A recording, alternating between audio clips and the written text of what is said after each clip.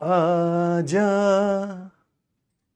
Good evening, good evening, good evening, good evening, good evening, good evening everyone. नमस्कार, नमस्कार, नमस्कार। कैसे हैं आप सभी लोग? मुझे एक बार खुल के बताइए प्लीज।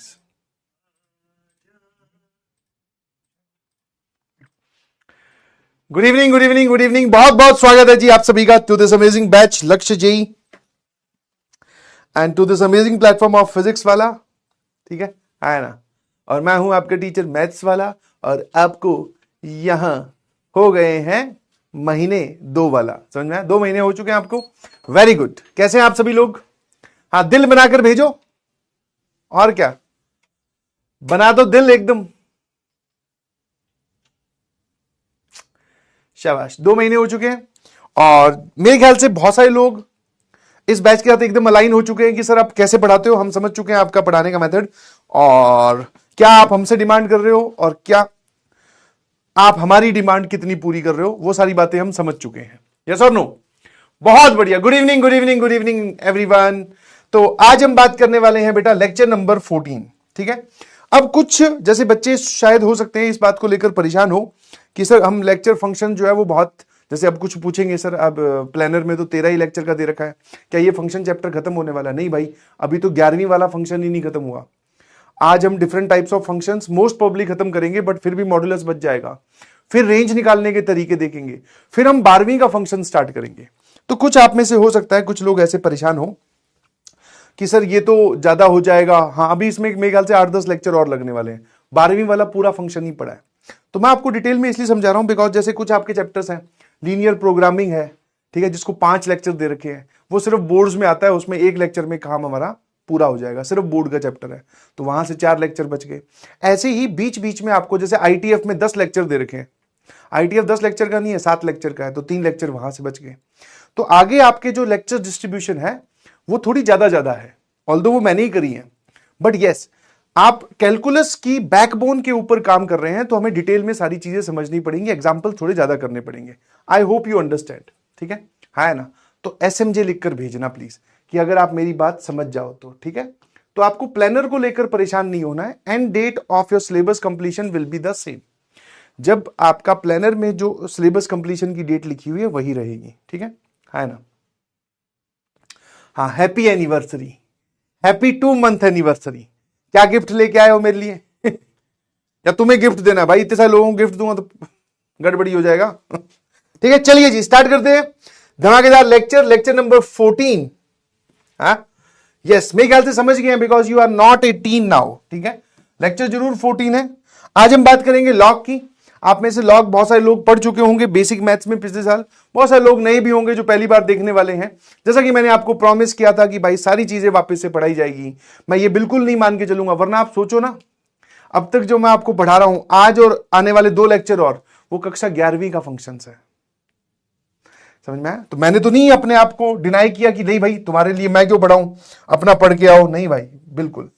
ठीक है, जितना तुम्हें पढ़ के आने के लिए बोला था वो तुमने मेरी बात मानी। एक 11th का लेक्चर देखना था, वो भी मैंने तुम्हें अपलोड करवा दिया था 1.5 घंटे का सिर्फ, उसमें आप सभी लोगों ने मानी, and I am very happy for that. एक और मेरे लिए गर्व की बात है कि जब मैं देखता हूं कमेंट सेक्शन तो मुझे बड़ा अच्छा लगता है कि बच्चे जो हैं वो आपस में सवाल का आंसर डिस्कस कर रहे हैं।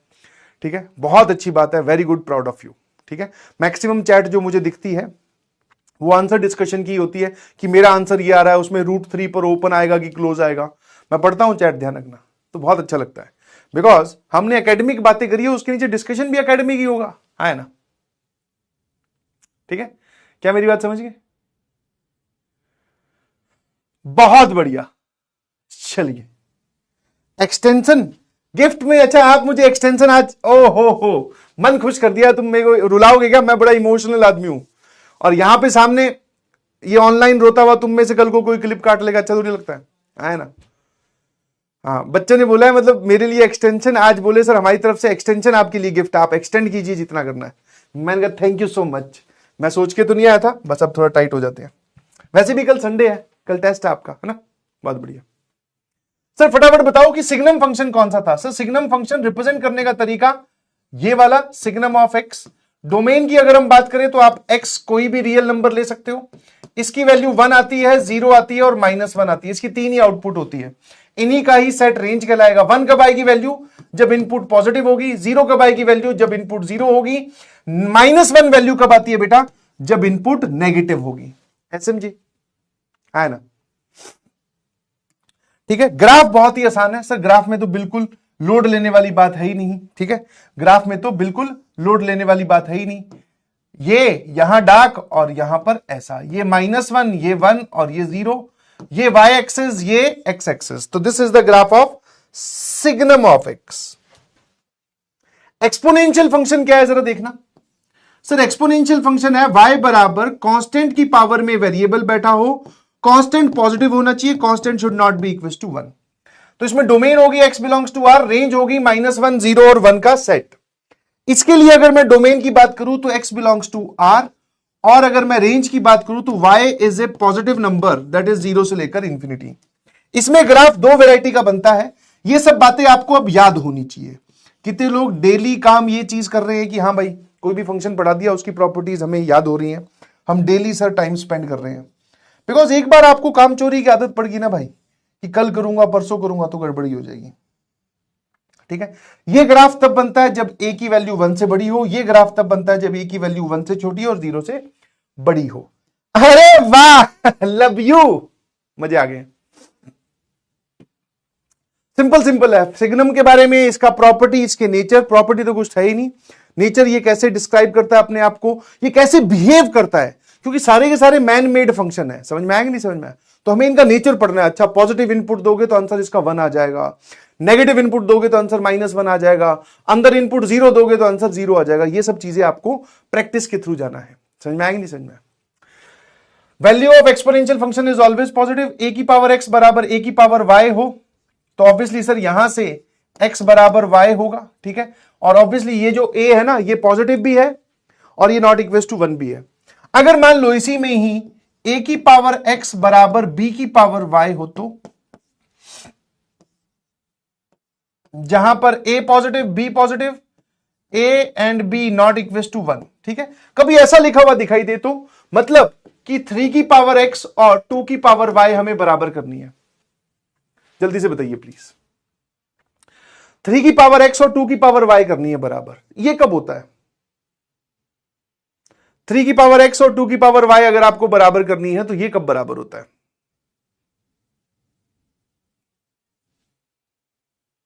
ठीक है, ये वाला तो चलो समझ में आ गया। जब जहां पर दोनों तरफ कांस्टेंट सेम हो, पावर अलग अलग हो, तो पावर इक्वेट कर दिया आपने। ये अब की बार कांस्टेंट भी अलग अलग है।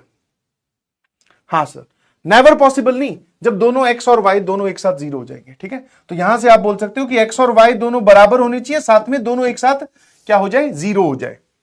दोनों एक साथ क्या हो जाए? 0, ताकि ये दोनों क्या बन जाए? 1 1 बन जाए। इनइक्वालिटी की बात करें, पावर के बीच में वही इनइक्वालिटी रहेगी जो इसमें दे रखी है।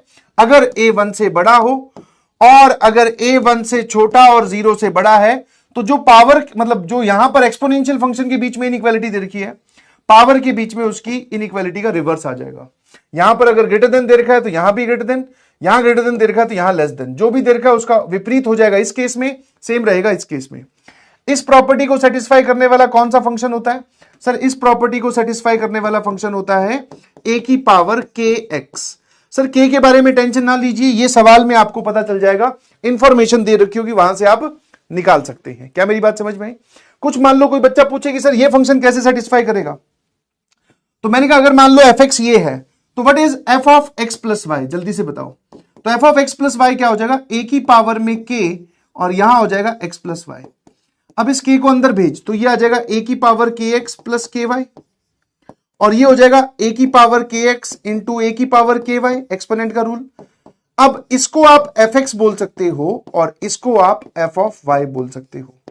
तो ध्यान से देखिए, ये वाले दोनों साइड क्या आ गई आपकी? बराबर आ गई। ये दोनों साइड क्या आ गई? बराबर आ गई। तो इसको ये वाला फंक्शन सेटिस्फाई करता है। चलिए जी, अब हम चलते हैं सवालों पर। ओ भाई, सवाल ही तो है जो गणित को जिंदा रखते हैं। समझ में? Mathematics is basically what what क्या? सवाल और क्या। चलिए भैया, पहला सवाल आंसर बताइएगा तो मुझे बहुत अच्छा लगेगा। आई होप, जैसे मान लो दो वैरायटी एग्जिस्ट करती है, ध्यान रखना प्लीज, क्योंकि मैं भी स्टूडेंट रहा हूं। ऐसा मत सोचना कभी भी कि सर पैदा होते ही टीचर बन गए थे। मैं वो सारी चीजें अभी भी मेरे दिमाग में है कि आप कैसा फील करते होंगे, आपके सामने कोई नई चीज आई। आपको क्या है, देखो मल्टीपल एग्जांपल्स करवाने के रीजन क्या है, ताकि आप एक में मुझे ऑब्जर्व करो, अच्छा सर ये क्या कर दिया, दूसरे में आप थोड़ा थोड़ा हाँ भरो कि हाँ पिछले सवाल में ये किया था, इसमें भी यही कर रहे हो, तीसरे में आप खुद सीखो, चौथे में आप खुद कर दो। समझ में आएगा नहीं समझ में? तो मल्टीपल लेवल ऑफ एग्जांपल्स करवाने का ये बेनिफिट होता है। तो कुछ बच्चों ने कहीं ना कहीं इसका जवाब सीखा होगा, देखा होगा, कहीं ना कहीं वो आंसर देने की कोशिश करेंगे। अपने आप को पुश करते रहिए प्लीज, हैंड फोल्ड करके मत बैठे रहिए, बिकॉज उससे सिचुएशन नहीं चेंज होगी, माने मेरी बात, ठीक है? हाँ है ना? मैथमेटिक्स से प्यार अगर एक बार हो गया, सवाल सॉल्व करने में मजे आने लग गए ना, तो ये एक ऐसा चस्का है जिससे फिर आपको कोई रोक नहीं पाएगा। समझ में? जैसे फॉर एग्जांपल ये वाला सवाल है, पहले हम एनालिसिस से करते हैं, बहुत बढ़िया,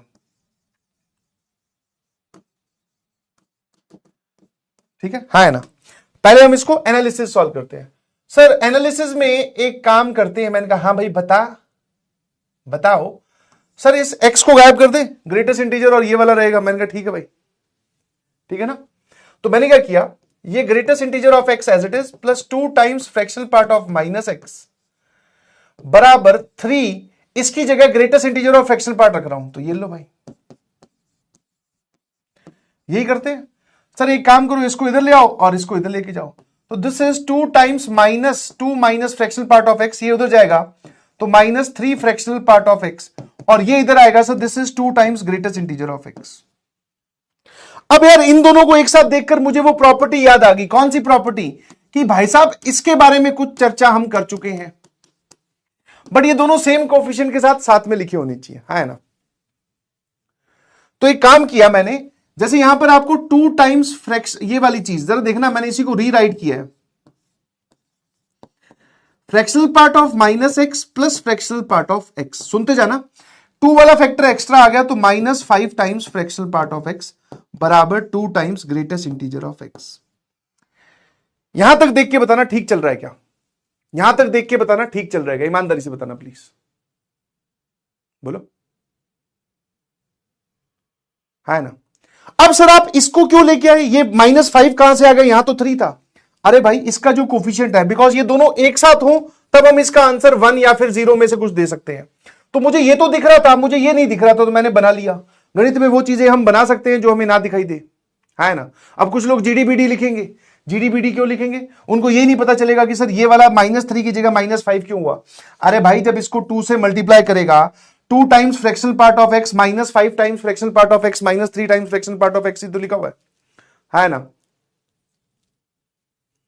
क्या मेरी बात समझ में आई? हाँ सर। अब जरा ध्यान सुनना, सर इसकी वैल्यू, अब जरा देखना, इसकी वैल्यू आपको पता होगी, या तो इसकी वैल्यू 1 आती है या 0 आती है।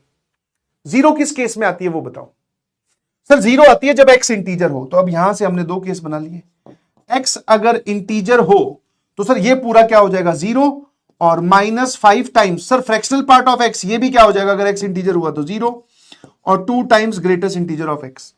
तो यहां से आप बोल सकते हो sir greatest integer of x 0 आ गया, मतलब x की वैल्यू 0 से लेकर 1 ओपन आ गई, और x इंटीजर होना चाहिए, है ना? इंटीजर होना चाहिए, तो इस रेंज में कौन सा इंटीजर लाई कर रहा है, तो सर x बराबर 0 इज द सॉल्यूशन, है ना? क्योंकि आपने अगर इसको इंटीजर बोला तो ये 0, ये वाला फ्रैक्शन पार्ट भी 0, ग्रेटेस्ट इंटीजर x बराबर 0, यहां से x की वैल्यू ये आई, बट हमने बोला कि इंटीजर होगा तो इंटीजर x बराबर 0 है। एसएमजे बोलो भाई बोलो, यस। दूसरा केस कि अगर x इंटीजर ना हो, x is not equal to integer, अगर x इंटीजर नहीं हुआ तो कोई बात नहीं सर, इसकी जगह हम क्या लिखेंगे 1, तो 2 into 1 -5 times fractional part of x बराबर 2 times greatest integer of x, है ना? क्या दिक्कत है इसमें? कोई दिक्कत थोड़ी है ना? अगर x इंटीजर नहीं हुआ तो अब इसको इधर लेके जाओ, इसको इधर ले आओ, सर ये आ जाएगा 5 times fractional part of x and this is 2 - 2 times greatest integer of x। सही चल रहा है ना? क्योंकि इसकी जगह अब की बार 1 हो जाएगा, इसमें से आप 2 कॉमन ले लीजिए, this is 1 minus greatest integer of x, ध्यान सुनना, and 5 this is fractional part of x। अब एनालिसिस लगाइए, और एनालिसिस आप जानते हैं वही रटे रटाए स्टेप्स हैं जो बार बार हो रहे हैं। ये पूरी वैल्यू 0 और 5 के बीच में होगी, है ना? अब ध्यान सुनना, सर ये वाली चीज तो इंटीजर होगी, है ना? ये वाली चीज क्या होगी? इंटीजर होगी। क्या मेरी बात समझ में आती है? ये वाली चीज क्या होगी? इंटीजर होगी, है ना? अरे भाई 1 minus greatest integer of x integer होगी, साथ में ये 2 मल्टीप्लाई हो रखा है। तो अब मैं इस पूरे को मिलाकर, हर बार तो वैसे इंटीजर लिखता हूं, अब की बार मेरी इच्छा हुई इवन इंटीजर लिखने की। तो कोई गलत इच्छा हुई है क्या? क्योंकि ये इंटीजर मल्टीप्लाइड बाय 2, तो this is even integer. Yes और नो? एसएमजी लिखकर भेजना। ये कुछ बेचारे भोले यहां दूसरे टीचर्स के नाम के आगे ओपी लगा रहे हैं। तो बेटा मुझे ये तो समझ में आ गया कि तू यहां आके, बेटा है कि बेटी जो भी है, तो तू फैन किसका है वो तो समझ में आ गया, क्योंकि तू अपना टाइम यहां दे रहा है। समझ में? अब बेचारा जलाने की कोशिश कर रहा है कि मास्टर थोड़ा जल जाए।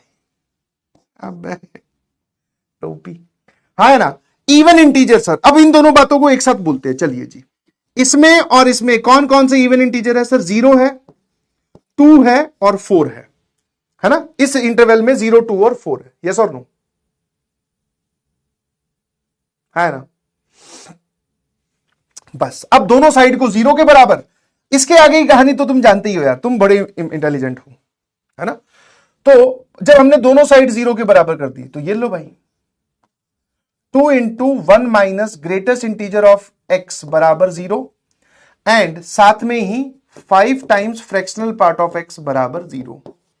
दोनों साइड 0 0 हो जाए, दोनों साइड 2 2 हो जाए, दोनों साइड 4 4 हो जाए, है ना? तो एक बात बताओ, यहां से क्या आएगा? ग्रेटेस्ट इंटीजर ऑफ x बराबर 1 आ जाएगा सर। यहां से आपके पास में x क्या आ जाएगा सर? क्लोज ब्रैकेट 1 से लेकर 2 ओपन।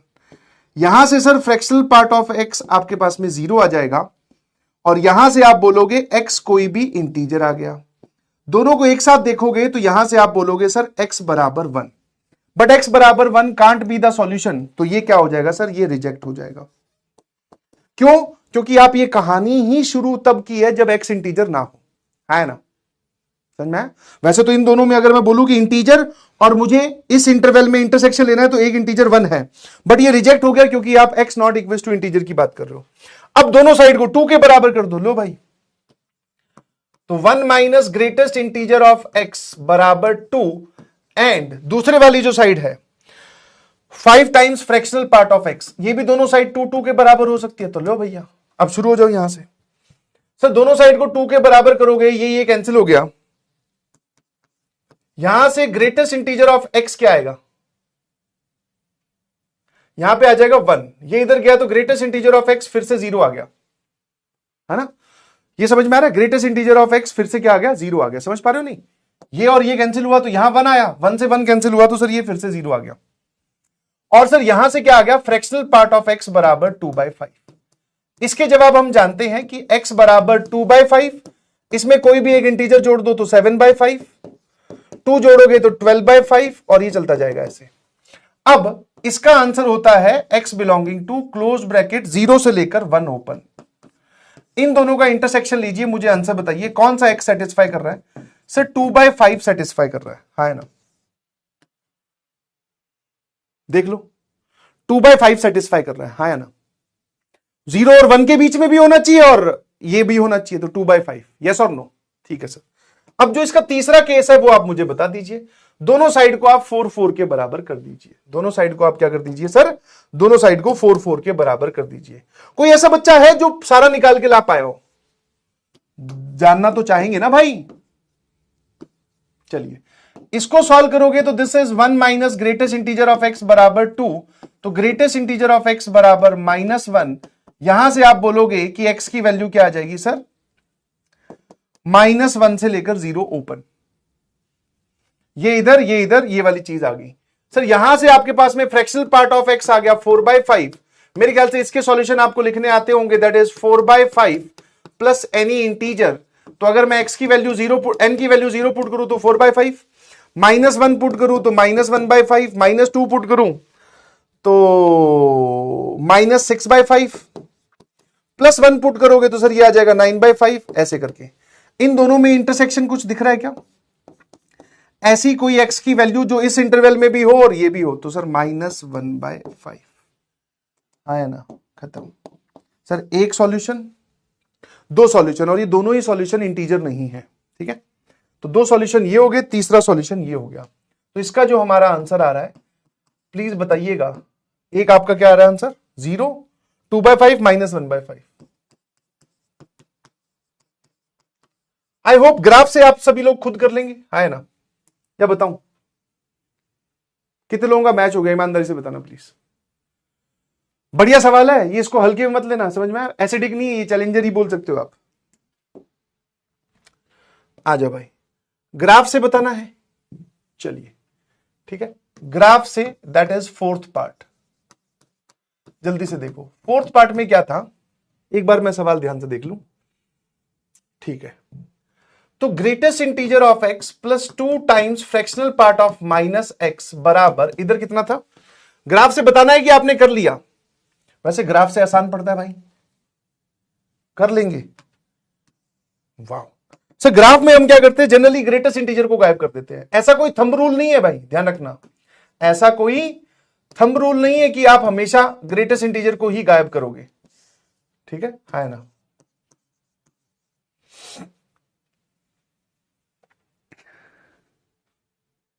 ठीक है,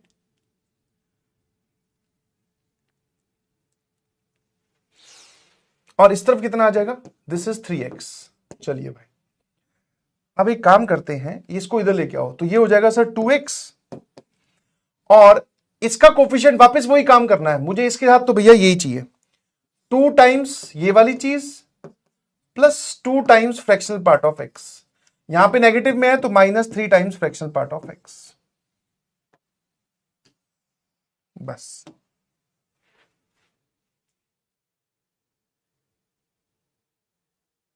है ना?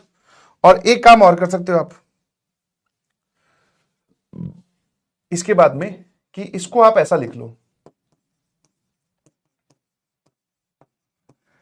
ये 2x जो है इसको इधर लेके जाओ -2x, और इसको इधर लेके आओ डिवाइडेड बाई 3।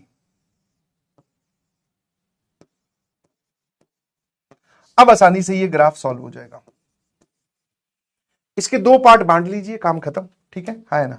जैसे ही आप बोलोगे कि अगर x इंटीजर है तो ये वाला पूरा पार्ट 0 हो गया, ठीक है। और यहां से कितना आ जाएगा, ये तो सीधा सॉल्व भी हो गया, -2x/3, क्योंकि अगर x इंटीजर है तो सर ये भी 0 हो जाएगा, यहां से तो x बराबर 0 ही आ गया।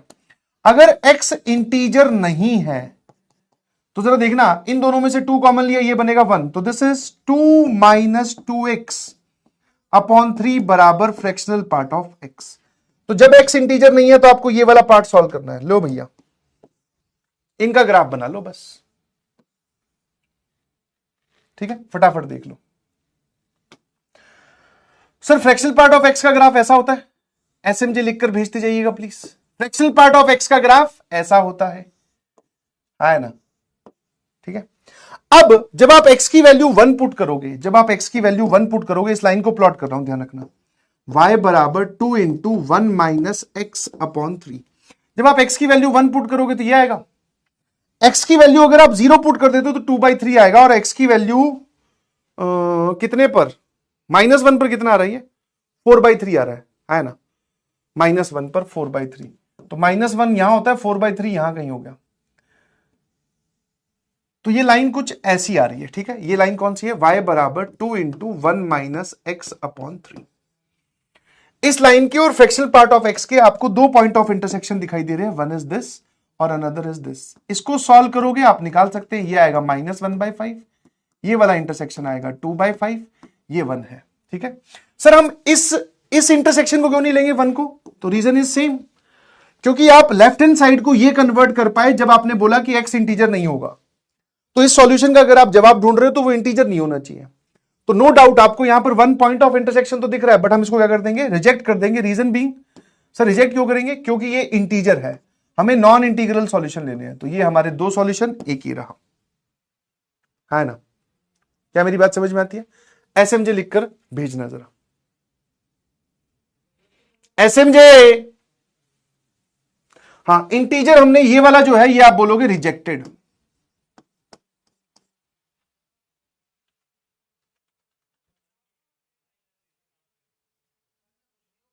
सही है, कोई बात परेशान कर रही है? हाँ ठीक है ना?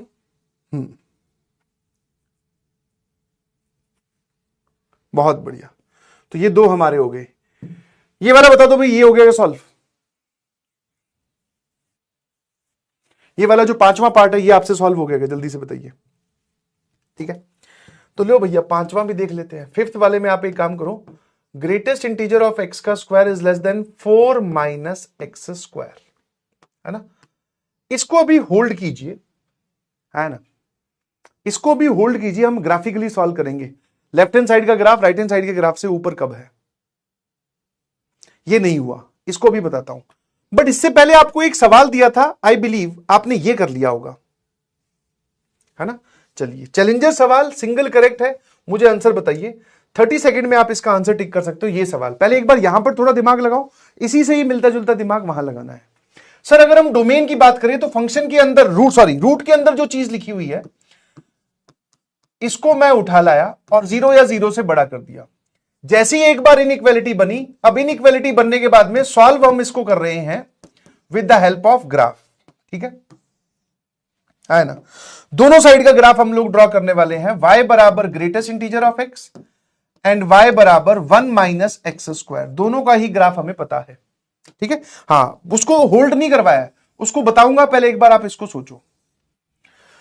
Sir greatest integer of x का ग्राफ आपने बोला था, ग्राफ का इंसाइक्लोपीडिया आपका तैयार रहना चाहिए।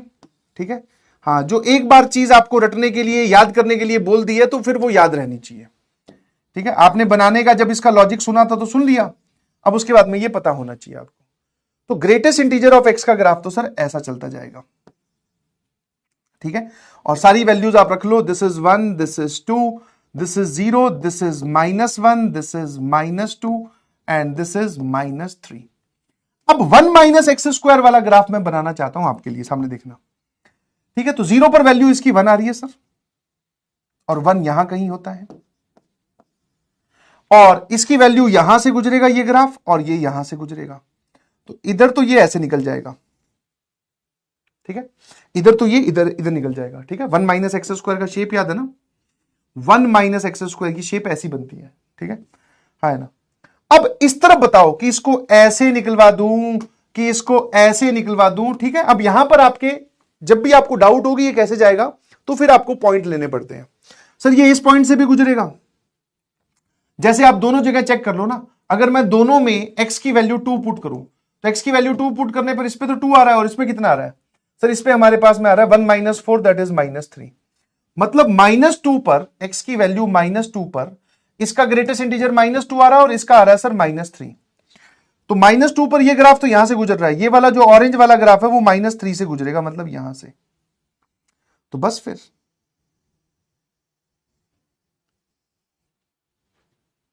समझ पाए कि नहीं समझ पाए?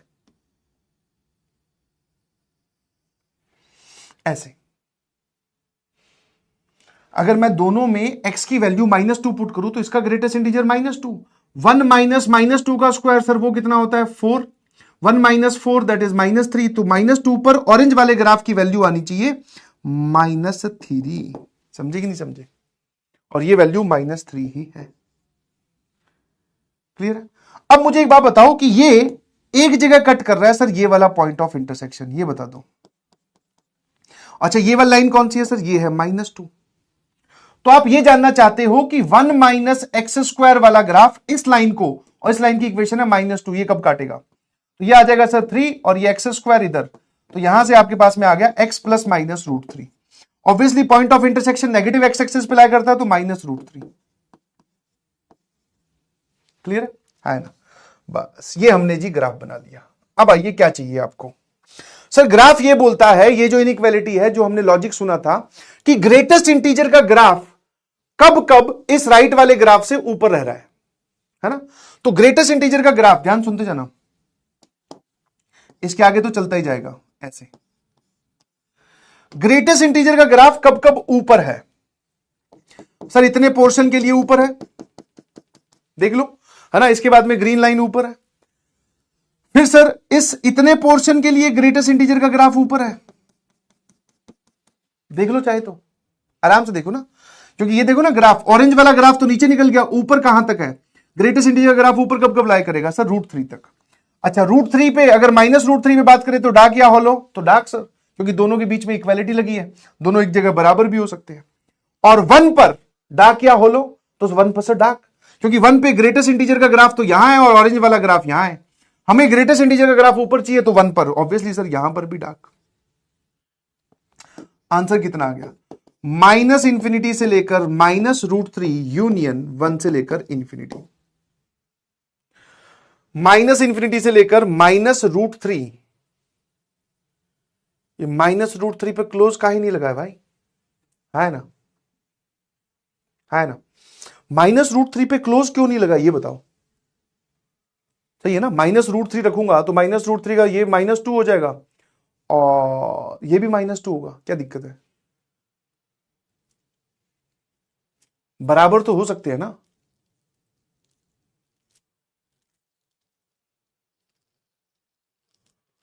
बराबर तो हो ही सकते हैं दोनों। अगर मैं x की वैल्यू -√3 रखूं, मैं कुछ गलत तो नहीं सोच रहा, ये आएगा -2 और ये भी आ जाएगा सर -2, जीरो बनेगा उसके अंदर, कोई दिक्कत नहीं है। तो ये जो है ये आपका काला खट्टा सिचुएशन है, बिल्कुल सही। और माइनस के ये एक ही जगह है भाई √3 इसमें।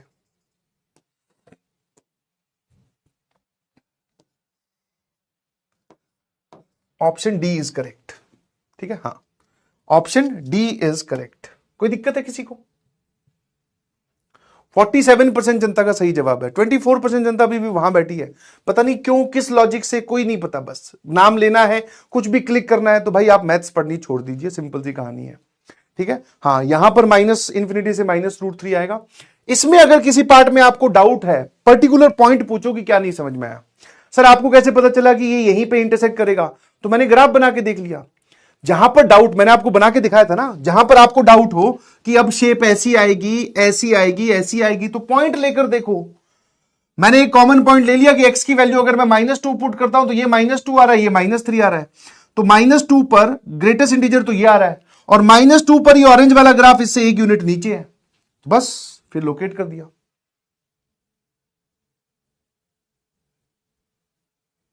और उसके बाद में देख लिया कि ग्रेटेस्ट इंटीजर का ग्राफ कब ऊपर लाई कर रहा है। यहां से लेकर यहां तक के पोर्शन के लिए ध्यान से देखो, ऑरेंज वाला ग्राफ ऊपर है, ऑरेंज वाला ग्राफ ऊपर है, मतलब ये वाला हिस्सा बड़ा है, ये छोटा है ना? सर कैसे पता चला -√3? तो भाई साहब जब मैंने इस ग्राफ को बनाया तो मुझे इन दोनों का पॉइंट ऑफ इंटरसेक्शन आता हुआ दिखा। जब भी कभी आपको पॉइंट ऑफ इंटरसेक्शन निकालना है तो इस कर्व की इक्वेशन क्या है? ये ऑरेंज वाला ग्राफ, इसकी इक्वेशन ये है। ये किसको कट कर रहा है सर? इस लाइन को। तो इसकी इक्वेशन क्या है सर? ये लाइन होती है y बराबर -2। ले भाई सॉल्व कर ले इसको, यहां से x की वैल्यू -√3 आ जाएगी, +√3 भी आएगी, बट यहां पर नेगेटिव x एक्सिस में +√3 थोड़ी होता है। और पूछो, और क्या डाउट है ये बताइए। ग्रेटेस्ट इंटीजर का ग्राफ तुम्हें बनाना सिखा रखा है, क्या है बताओ, कौन सी ऐसी बात है? ग्राफ इक्विवेलेंटी में दिक्कत है, इसलिए कहां से कवर कर सकता हूं? क्या दिक्कत है भाई? कवर क्या कर सकता हूं? ग्राफ पे लोकेट कैसे किया सर? Shaded region. वो बोल रहा है कि ग्रेटेस्ट इंटीजर का ग्राफ कब ऊपर लाई कर रहा है, तो देख 1 से बड़े पर ग्रेटेस्ट इंटीजर ऊपर निकल गया और ऑरेंज वाला ग्राफ नीचे निकल गया। हम चाहते हैं कि ये वाला ग्राफ ऊपर लाई करे, है ना? मतलब ये हमें बड़ा चाहिए ना, तो ग्रेटेस्ट इंटीजर का ग्राफ ऊपर लाई करे, तो 1 के बाद में, अब 1 के लेफ्ट में ग्रेटेस्ट इंटीजर नीचे है, ऑरेंज ऊपर है, तो ये हमें नहीं चाहिए।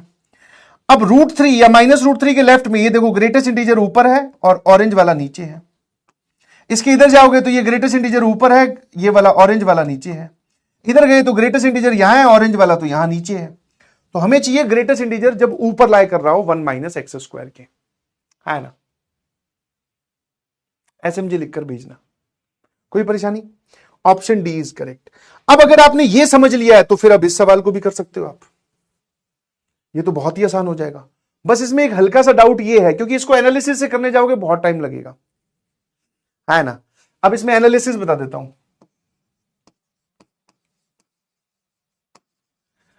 ये जो इनइक्वालिटी आपको दी थी एनालिसिस से, ध्यान सुनना, ये ऐसे तो लिखा हुआ है किसी इंटीजर का स्क्वायर प्लस x का square less than equal to 4, है ना?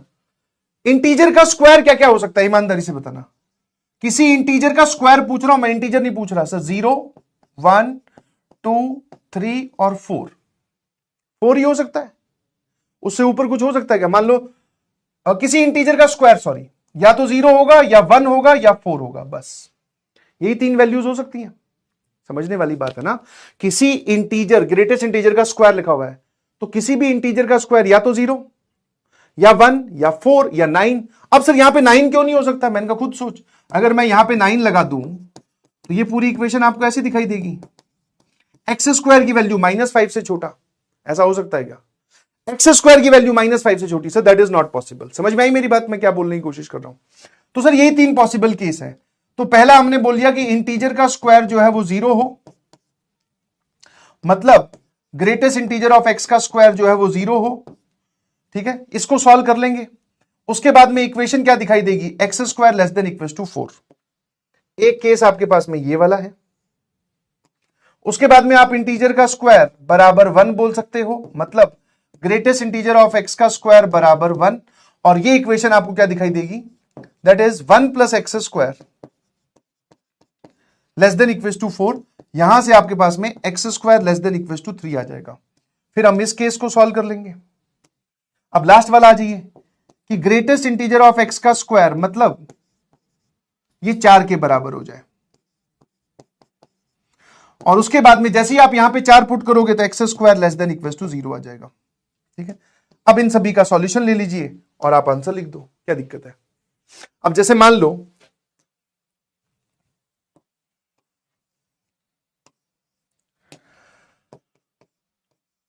किसी नंबर का हमें स्क्वायर 0 करना है, तो इसका मतलब सर पक्का ग्रेटेस्ट इंटीजर भी 0 ही होगा।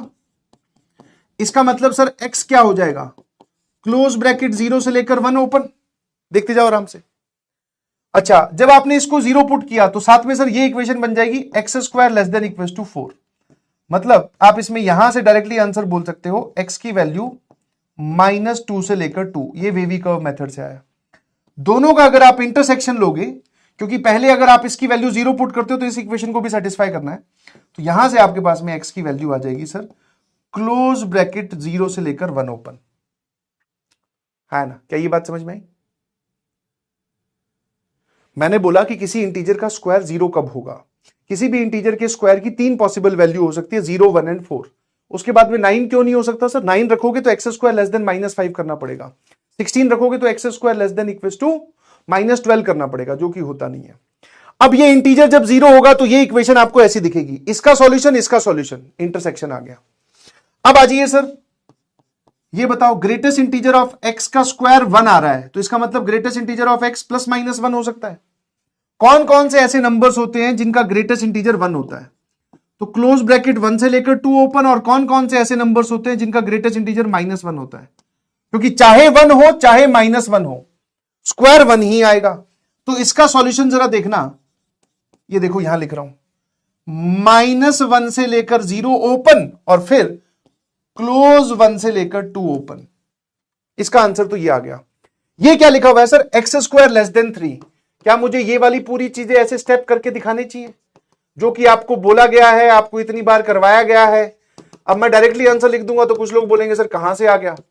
-√3 प्लस माइनस प्लस नेगेटिव चाहिए, लेस देन इक्वल टू 0 चाहिए, तो ये लो। अब इसका डायरेक्टली आंसर मैं लिखने वाला था x बिलोंगिंग टू -√3 से √3, है ना? ठीक है, अब आप इन दोनों का मुझे इंटरसेक्शन बता दीजिए। बताओ भाई, यहां से बताइए जल्दी से। तो सर -1 से लेकर 0 और 1 से लेकर 2, ये यहां से यहां ओपन, यहां क्लोज, और दूसरा आ रहा है √3। √3 होता है 1 पॉइंट समथिंग, तो √3 यहां होगा और -√3 होगा सर -1 पॉइंट समथिंग। इन दोनों के बीच में ऐसे करो। इंटरसेक्शन का पार्ट ये आ गया और ये आ गया। बताना जरा, इंटरसेक्शन आ रहा है sir x belonging to close bracket -1 से लेकर 0 ओपन, इतना पार्ट, और क्लोज 1 से लेकर √3।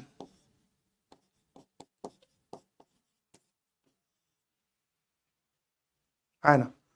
क्लियर है? प्रिंटिंग मिस्टेक क्या हुई है? एक सेकेंड,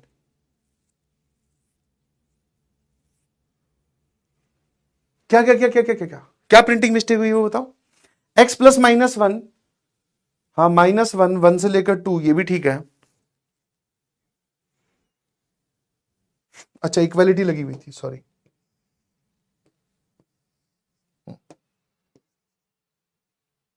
ठीक है, तो अगर इक्वालिटी लगी हुई थी तो यहां पे भी डार्क सर्कल आएगा, यहां पर भी डार्क सर्कल आएगा, डार्क सर्कल आएगा तो यहां पर भी डार्क सर्कल आएगा, यही ना? बस अब अगला बोल दीजिए please.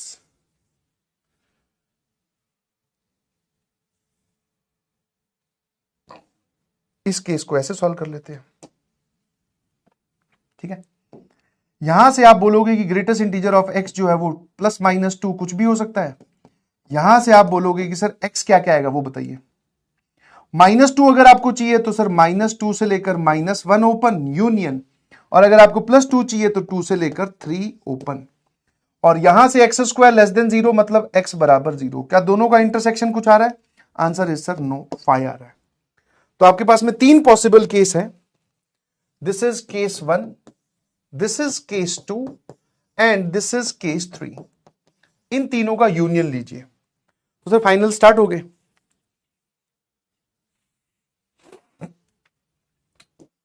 Case 1 union case 2 union case 3। Final बताइए x बिलोंग्स टू माइनस, ये 0 से लेकर 1 वाला पार्ट इसने इंक्लूड कर लिया, और ध्यान से देखो इसमें 0 से लेकर 1 वाला पार्ट ये एक्सक्लूडेड है। ये देखो ना, ये क्या लिखा हुआ है, ये लिखा हुआ है -1 से लेकर 0 ओपन, और फिर उसके बाद में 1 से लेकर √3, यही तो लिखा हुआ है। यूनियन मतलब दोनों को मिलाना है। और ये वाला पार्ट क्या लिखा हुआ है, 0 से लेकर 1 क्लोज ब्रैकेट 0 से लेकर 1 ओपन। अगर मैं इन दोनों को मिला दूं तो क्या आंसर आ रहा है सर, -1 से लेकर √3 क्लोज। कितने लोगों को बात समझ में आई? और ये हमारा FNF है, and this is with the help of analysis. यही सेम काम आप ग्राफिकली तुरंत कर सकते हो, बस थोड़ा सा लॉजिक लगेगा जिसमें कुछ बच्चे परेशान हो जाते हैं। आई डोंट नो क्यों। सुनो, आ जाइए प्लीज, है ना। सर 2 ग्राफ की बात करेंगे, और पहला ग्राफ तो हमें चमका ही देगा। ओ भाई सर, ग्रेटेस्ट इंटीजर का ग्राफ तो पता है पर उसका स्क्वायर नहीं पता। अरे मैंने कहा इतना क्यों लोड लेता है भाई, बना रहा हूं तेरे सामने। हाँ पहले ये बताओ, y बराबर 4 - x² का ग्राफ पता है क्या आप लोगों को? है ना। तो ये जो ग्राफ बनता है ना बेटा, जैसे 0 पर वैल्यू 4 आएगी और ये ओपनिंग डाउनवर्ड बनेगा ऐसा। अभी मैं आपको इस ग्राफ की टेंशन लेने के लिए इसलिए मना कर रहा हूं क्योंकि अभी हम ग्राफिकल ट्रांसफॉर्मेशन सीखेंगे। तो अगर आपको x² का ग्राफ पता है, फिर माइनस साइन से मल्टीप्लाई करो, फिर 4 से ऊपर शिफ्ट कर दो, तो ये ग्राफ ऐसा मैं सिखाने वाला हूं। 4 - x² का ग्राफ हमें पता है सर, है ना।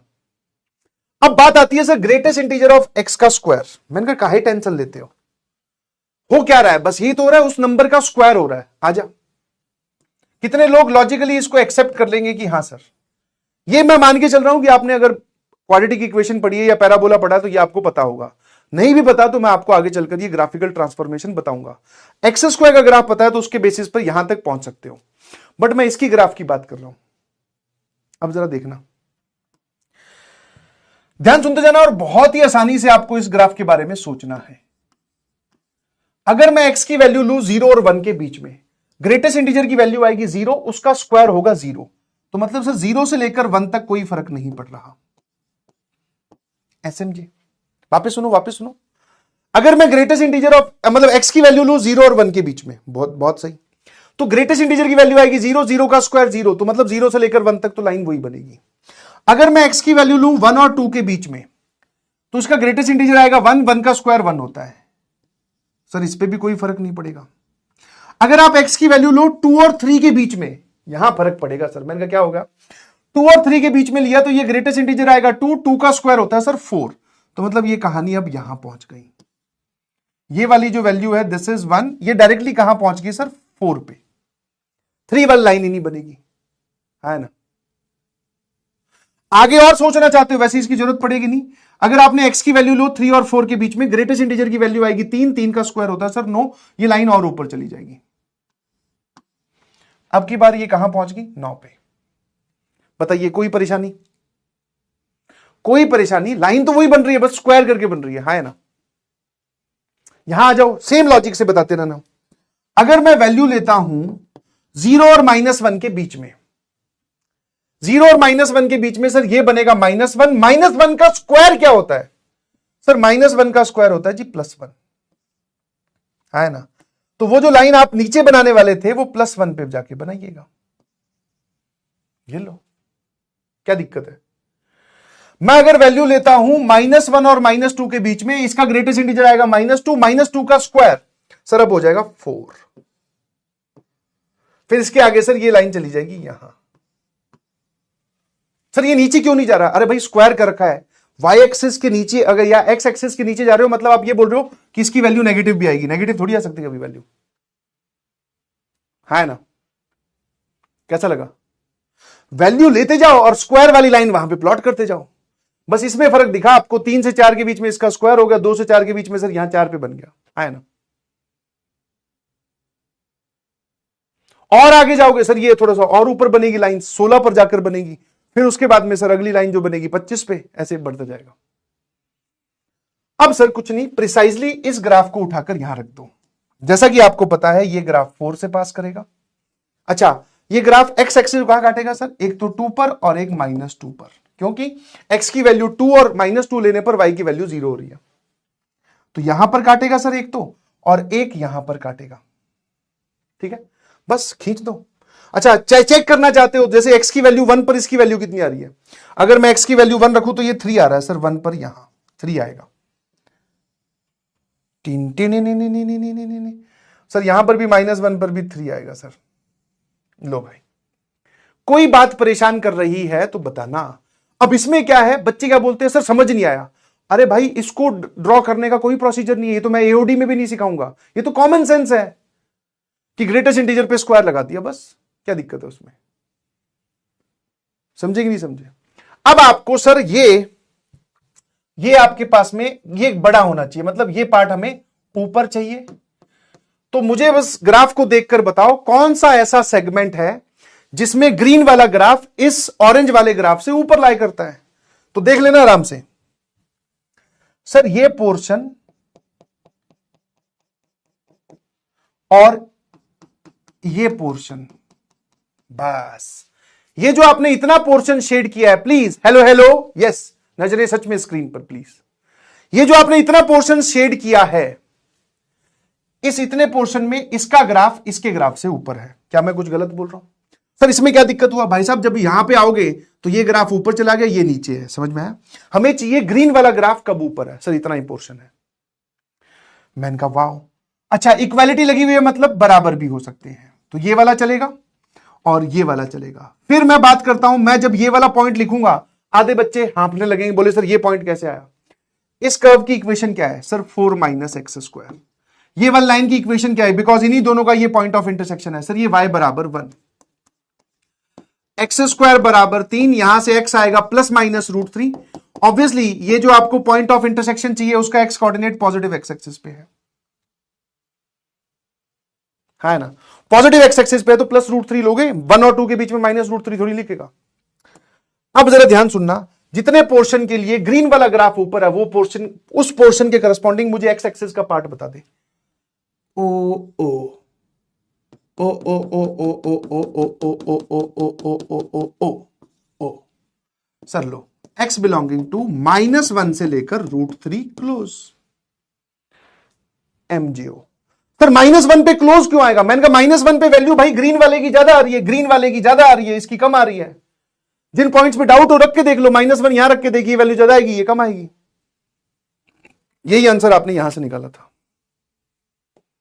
अब मेन है कि आप कैसा सीखना चाहते हैं कि नहीं, और ये सब में बहुत जोर लगता है भाई, और जोर के साथ टाइम भी लगता है। ठीक है ना?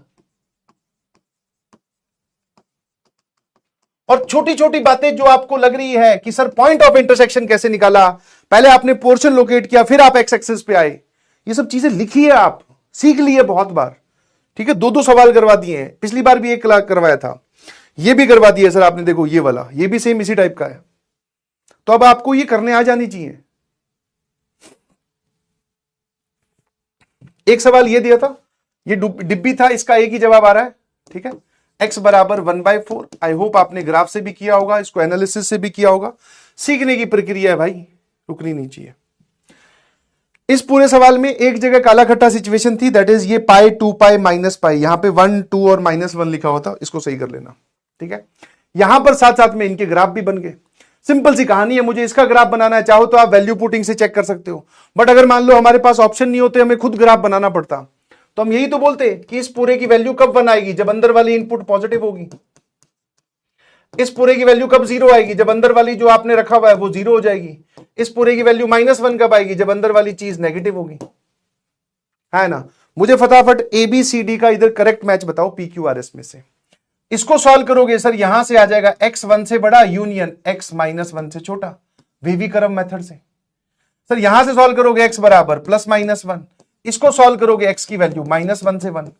तो ऐसा कौन सा ग्राफ है जिसमें -1 से 1 तक एक y बराबर -1 की लाइन चल रही है, 1 के इधर और यहां पे डार्क, ठीक है। तो पहले वाले का क्या हो गया सर? Q। इसका ग्राफ जो है वो Q है। दिक्कत कोई? No sir. Signum of sine x, बहुत ही सिंपल सी कहानी है, पाई वगैरह इसी में ही है। तो सर इसकी वैल्यू कब आएगी? 1, जब साइन x पॉजिटिव होगा, क्योंकि x पॉजिटिव नहीं, अंदर वाली जो पूरी इनपुट है वो। इसकी वैल्यू 0 कब आएगी? जब साइन x 0 होगा। और इसकी वैल्यू -1 कब आएगी? जब साइन x नेगेटिव होगा। अब साइन x पॉजिटिव कब कब होता है भाई? फर्स्ट और क्वाड्रेंट में, ठीक है। मतलब आप बोल सकते हो फर्स्ट और सेकंड क्वाड्रेंट में। तो 0 से लेकर पाई तक साइन x पॉजिटिव होता है, तो y बराबर 1 वाली लाइन खींच दो। पाई से लेकर 2 पाई, थर्ड और फोर्थ क्वाड्रेंट में साइन x नेगेटिव होता है, तो -1 वाली लाइन खींच दो। ये -1 है, यहां 1 है, तो ये वाला जो ग्राफ है ये S का हो जाएगा। Greatest integer of x, signum greatest integer of x, ये बताओ कब होगा भाई? तो सर अगर आपने 0 और 1 के बीच में कोई वैल्यू ली तो ग्रेटेस्ट इंटीजर ऑफ x हो जाएगा 0। तो 0 और 1 के बीच में पूरा का पूरा ग्राफ 0 वाला। 1 से बड़ी, 1 या 1 से बड़ी वैल्यू लो तो ये पूरा पॉजिटिव बनेगा, तो y बराबर 1। और 0 से छोटी छोटी वैल्यू ली तो ये नेगेटिव, तो ये आ जाएगा सर आपके पास में। इसका ग्राफ है P, इसका S है, इसका Q है, और लास्ट वाले में सर वही पॉजिटिव नेगेटिव आपको खेल के देखना है। तो इसका आपके पास में क्या हो जाएगा?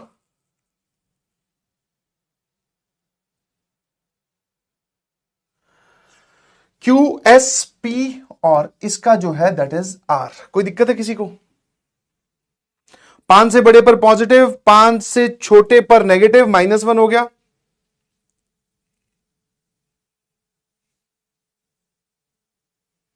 सही है? कोई दिक्कत है किसी को? ये वाला ग्राफ R इसका सेट बैठ रहा है ना, देख लेना प्लीज।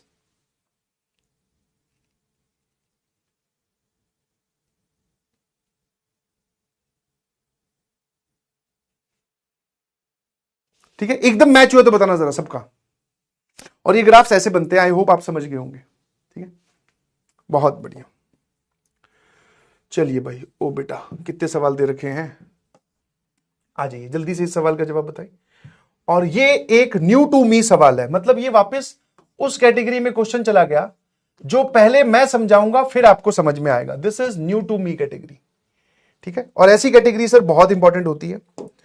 हाँ, इसमें कुछ अलग टाइप का एक्सप्लेनेशन लग रहा होगा। मैंने दो सवालों को मर्ज कर दिया है, एक जेई मेंस में पूछा गया था, एक पुराने टाइम पे जेई एडवांस में पूछा गया था, दोनों को मर्ज कर दिया है ना।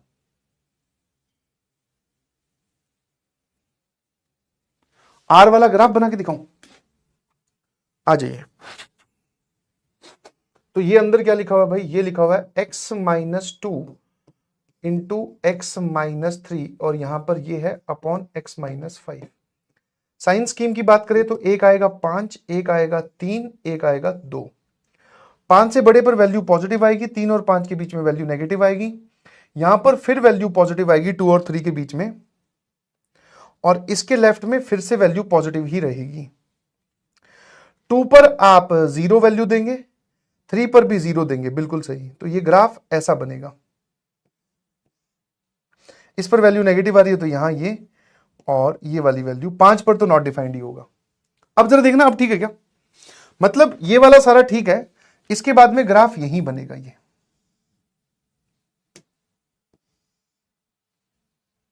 ठीक है, हाँ बिल्कुल सत्य वचन।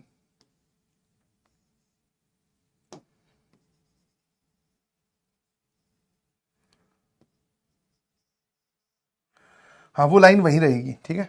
हाँ अब सेट है सर, है ना, क्योंकि 2 के अबाउट साइन ही चेंज नहीं होगा, पावर इवन है ना। क्लियर?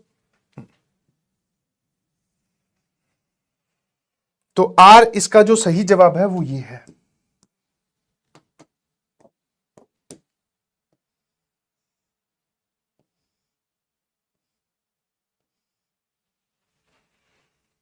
है ना, क्लियर। इस सवाल में बिल्कुल सही बोल रहे हो आप, यूट्यूब मेथड लगा सकते हो। सारे इंटीजर सेटिस्फाई नहीं कर रहे, देख के आप वैल्यू पुट करके भी देख सकते हो चाहो तो, है ना। वैसे सारे इंटीजर सेटिस्फाई कर रही हैं शायद, है ना। ऑल इंटीजर्स आर सेटिस्फाइंग, तो आप इसको आंसर नहीं बोल सकते। सारे रियल नंबर तो ऑब्वियसली सर क्यों ही सेटिस्फाई करेंगे, सारे इंटीजर सेटिस्फाई कर रहे हैं ना। ये 0 हो जाएगा, ये 1 बनेगा, इसमें तो सब कुछ चलेगा, है ना।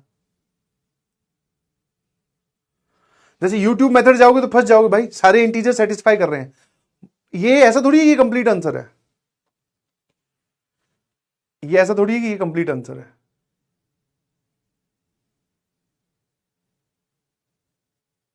स्टार्ट जैसे इसमें फंस जाओगे, हाँ यूट्यूब मेथड मत लगाओ, चैलेंजर सवाल है, साथ में सोचने वाला भी है। सर जेड रखा अगर आपने तो ये 0 ये 0 ये 1 चलेगा, और इसमें कोई भी इंटीजर रखो सब चलेंगे, है ना। हाँ इसमें यूट्यूब मेथड ऐसा आप बोल सकते हो, 1 2 3 बोल के स्टार्ट करना, STRT। हाँ ध्यान से देखिए दोस्तों, अगर किसी ने ये इतना सवाल इतना खतरनाक बनाया है तो ऑब्वियसली उसमें एक नया सा दिखने वाला ऑड वन आउट यही ऑप्शन है, तो ऑप्शन डी इज करेक्ट। तालियां ठीक है। ध्यान से देखिए प्लीज, पहले वाले में रूल क्या लगेगा, पहले तो आप रूल के हिसाब से इनइक्वालिटी बनाओ जो रूट के अंदर है। अब ये क्रिटिकल थिंकिंग सवाल हो गया, ये 0 या 0 से बड़ा होना चाहिए, इतना पार्ट सिर्फ डोमेन के बेसिस पर पुरानी IIT में आ चुका है, 1983 में या 1985 में आया ना। और सर ये जो लिखा हुआ है डिनोमिनेटर के नीचे, मतलब ये रूट वाला, तो इसमें हम क्या बोलेंगे, 2 times fraction part of x minus 3 times fraction part of x 1, ये 0 से बड़ा होना चाहिए। डोमेन निकालते वक्त जितनी भी कंडीशंस बनती है सबका हम क्या लेते हैं, इंटरसेक्शन, है ना। क्या मेरी बात समझ में आई? इसको अलग से सॉल्व करेंगे, पहले इसको सॉल्व करते हैं। पहले आपको यह जानना है, इसका मतलब जो बढ़िया तरीका है, इसका आंसर आता है x बिलोंग्स टू r। अब सर ये एक आपके पास में क्रिटिकल स्टेप हो गया, रीजन बीइंग क्योंकि अब तक जितनी भी हमारे सामने इनइक्वालिटी बनती थी वो वेवी कर्व मेथड से सॉल्व हो जाती थी। वो जो ऊपर मैंने न्यू टू मी लिखा है वो बेसिकली इसी के लिए लिखा है, न्यू टू मी। जितनी भी आपके पास आज से पहले इनइक्वालिटी बनी है वो वेवी कर्व मेथड से सॉल्व होगी। मैंने कहा क्या प्रोसीजर रहता है भाई, बोले सर ये फैक्टराइज हो जाता है, उन फैक्टर्स को हम नंबर लाइन पे प्लॉट करते हैं, साइन स्कीम बना लेते हैं। अब की बार आप चाहे कुछ भी कर लो, ये फैक्टराइज होगी नहीं। इसमें एक न्यू टू मी एक्सप्लेनेशन लग रहा है, आप इसको ध्यान रखेंगे, ठीक है। ये है एक वो एक्सप्लेनेशन जो मैं आपको बता रहा हूं, इसका solution x belongs to r क्यों है, ध्यान सुनना प्लीज। अगर मान लो मैं x की वैल्यू 1 या 1 से बड़ी लेता हूं, तो आप इस पूरे एक्सप्रेशन को ऐसे देखो, x की पावर 12 माइनस x की पावर 9 प्लस x की पावर 6 माइनस x प्लस 1। 1 या 1 से बड़ी वैल्यू है तो ये वाली क्वांटिटी पॉजिटिव आएगी क्या, क्योंकि अगर x की वैल्यू 1 से बड़ी है तो जितनी बड़ी पावर उतना ही बड़ा नंबर। मतलब अगर x की वैल्यू 1 से बड़ी है तो ऑब्वियसली सर x की पावर 12 में से x की पावर 9, x की पावर 12 और x की पावर 9 में से कौन बड़ा होगा, x की पावर 12 बड़ी होगी। रीजन भी क्योंकि आपने x की वैल्यू 1 से बड़ी ली है, जितनी बड़ी पावर उतना ही बड़ा नंबर, तो ये पॉजिटिव आएगी। सर ये भी पॉजिटिव आएगी, मैंने कहा ये कैसे पॉजिटिव आएगी, क्योंकि x की पावर 6 ऑब्वियसली x से बड़ा होगा अगर x की वैल्यू 1 से बड़ी है तो, और सर ये तो 1 है ही। तो क्या मैं ये बोल सकता हूं कि ये पूरा एक्सप्रेशन x की वैल्यू 1 से बड़ी के लिए पॉजिटिव ही आ रहा है। हाँ चाहे कोई सी भी x की वैल्यू हो, ये हमेशा पॉजिटिव आएगा, है ना। अगर आप x की वैल्यू 1 या 1 से बड़ी लेते हो तो ये दो टर्म्स हमेशा पॉजिटिव, ये भी पॉजिटिव, ये 1, सब positive positive positive, addition will always be positive. x की वैल्यू 1 से छोटी, 0 या 0 से बड़ी, इसके लिए इस एक्सप्रेशन को आप ऐसे देखें, ठीक है। थोड़ा सा ही बदलाव करना है।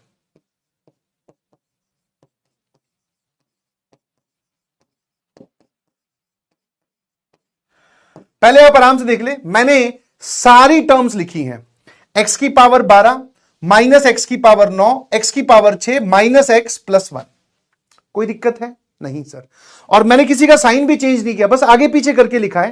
प्लस और माइनस साइन में किसको पहले किसको बाद में लिखते हो फर्क थोड़ी पड़ता है, अगर आप साइन साथ में कैरी कर रहे हो। यहां पे माइनस एक्स की पावर 9 था, ये भी माइनस एक्स की पावर 9 है। अब भाई साहब x की वैल्यू आप 1 से बड़ी और 0 से बड़ी ले रहे हो, मतलब 0 से बड़ी और 1 से छोटी ले रहे हो, तो एक बात बताओ मुझे, x की पावर 6 और x की पावर 9 में से कौन बड़ा होगा, अब अगर आपका x 1 से छोटा हो गया, मान लेते हैं 1/2, तो 1/2 की पावर 6 और 1/2 की पावर 9 में से कौन बड़ा होगा? सर पावर जितनी छोटी नंबर उतना ही बड़ा, तो अब ऑब्वियसली ये बड़ा होगा, है ना। अब अगर ये बड़ा है तो ऑब्वियसली इन दोनों टर्म्स को देखो, क्या ये दोनों टर्म्स पॉजिटिव है?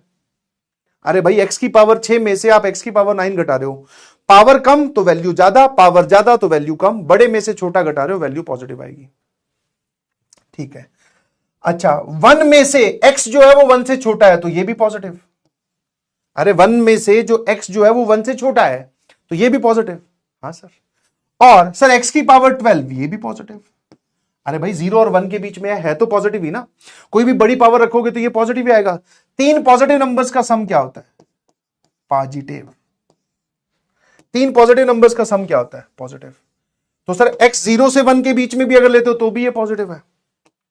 और अगर आपने गलती से x ले लिया नेगेटिव, ध्यान सुनना, तो x की पावर 12 माइनस x की पावर 9 प्लस x की पावर 6 माइनस x प्लस 1, ध्यान सुनना, अगर आपने x लिया नेगेटिव मतलब 0 से छोटा, इवन पावर है वैल्यू पॉजिटिव आएगी, माइनस के बाद में ऑड पावर है वैल्यू नेगेटिव आएगी, प्लस के बाद में इवन पावर है वैल्यू पॉजिटिव आएगी। जो लोग नहीं सोच पा रहे वो मन ही मन में x की कोई भी एक नेगेटिव वैल्यू ले लो, -2 ले लो, तो -2 की पावर 12 पॉजिटिव, माइनस साइन के बाद में -2 की पावर 9, -2 की पावर 9 जो भी होता हो पर होगा नेगेटिव, फिर माइनस साइन के बाद में सर x नेगेटिव और +1। ध्यान से देखिए ये पूरा फिर से क्या लिखा हुआ है? पॉजिटिव।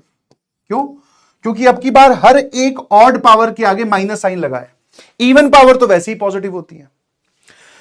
तो सर 1 से बड़े के लिए पॉजिटिव, 0 और 1 के लिए पॉजिटिव, नेगेटिव के लिए पॉजिटिव, तो क्या मैं ये बोल सकता हूं this expression is positive for x belongs to r? ये एक्सप्रेशन हमेशा पॉजिटिव है। MJO लिखकर भेजना। तो ये था जी इसको सॉल्व करने का तरीका, और ये एक्सप्लेनेशन बाद में भी किसी सवाल पे आपसे लगवाई जा सकती है। मतलब ये आपको कब सोचना है, इसमें बादल बना के क्या लिखोगे? कोई ऐसा एक्सप्रेशन आ गया जिसको हम फैक्टराइज नहीं कर पा रहे हैं, कोई ऐसा एक्सप्रेशन आ गया जिसको हम फैक्टराइज नहीं कर पा रहे, नंबर लाइन बना ही नहीं पा रहे, तो फिर आपको ये लॉजिक लगाना है कि यहां से यहां वैल्यू, यहां से यहां वैल्यू, यहां से यहां वैल्यू। तो सर इसकी अगर मान लो एक सवाल मैं आपसे पूछता, ये सवाल IIT 1983 में ये सवाल पूछा गया था, 1 मार्क में ये सवाल आया था जब स्क्रीनिंग हुआ करती थी, हाँ 1983 में उसने पूछा कि what is domain of fx। 4 options थे नीचे और एक ऑप्शन में था x बिलोंग्स टू r। तो अगर यही फंक्शन होता तो x belongs to r is the domain, है ना। बट हमने इसमें 2 सवाल मिला दिए। सवाल सर आप और मुश्किल कर रहे हो। मैंने कहा भाई देख सीखना है कि नहीं सीखना है ना। अब हम इस पार्ट को सॉल्व करेंगे। तो ऑब्वियसली सर ये दिखाई दे रहा है, अगर मैं थोड़ी देर के लिए इसको t बोलूं तो ये वाली चीज आ जाएगी +1 > 0, है ना। तो ये कितना हो जाएगा? This is 2t² - 2t - t +1 > 0। 2t common लोगे, दिस इज t - 1 -1 कॉमन लोगे, t - 1 > 0। तो फैक्टर्स आ गए 2t - 1 × t - 1 > 0। चलिए, तो मैं क्या इसको अगले ही स्टेप पे जाकर ऐसे फैक्टराइज करके लिख सकता हूं? This is 2 times fractional part of x - 1 into fractional part of x - 1 > 0। पहले तो आप यहां तक हाँ भरो, SMJ, है ना। अब एक बात बताओ, ये वाली क्वांटिटी कैसी है? सर ये क्वांटिटी हमेशा नेगेटिव है। कैसे पता? क्योंकि फ्रैक्शनल पार्ट की वैल्यू चाहे कुछ भी हो, अंदर चाहे x कुछ भी रखो, ये वैल्यू हमेशा 1 से छोटी आएगी। तो मैं इस क्वांटिटी से इधर डिवाइड कर रहा हूं बिकॉज ये हमेशा नेगेटिव है। तो 2 times fractional part of x - 1, जिस नंबर से मैंने डिवाइड किया इनइक्वालिटी को वो नंबर नेगेटिव है, तो ये साइन ऑफ इनइक्वालिटी पलट देगा। हमेशा नेगेटिव, सिर्फ एक बार नहीं, नेगेटिव ऑलवेज, और ऑलवेज है तो मैंने डिवाइड कर दिया। अब ये आ गया, और सर ये हमेशा नेगेटिव हमेशा पॉजिटिव नहीं है। यहां से हमारे पास में ये एक इनइक्वालिटी आई कि fractional part of x half से छोटा कब होता है? फ्रैक्शनल पार्ट ऑफ x जो है वो हाफ से छोटा कब होता है? चलिए इसके लिए हम फिर से ग्राफ पे जाएंगे, है ना। तो मैंने क्या किया, फ्रैक्शनल पार्ट ऑफ x का ग्राफ बना लिया।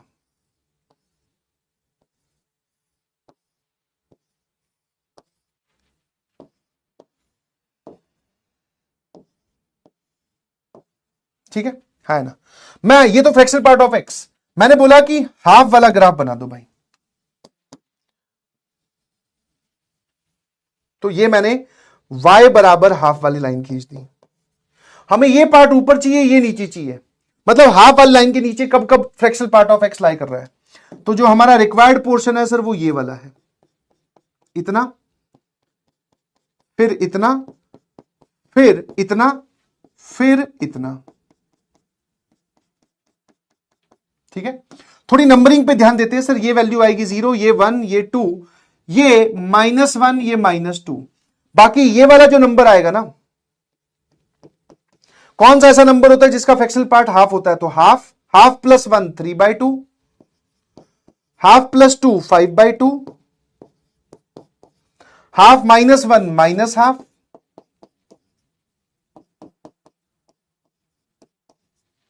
है ना। और सर हमें बराबर भी नहीं चाहिए, तो मतलब ये वाली चीज भी हॉलो आएगी।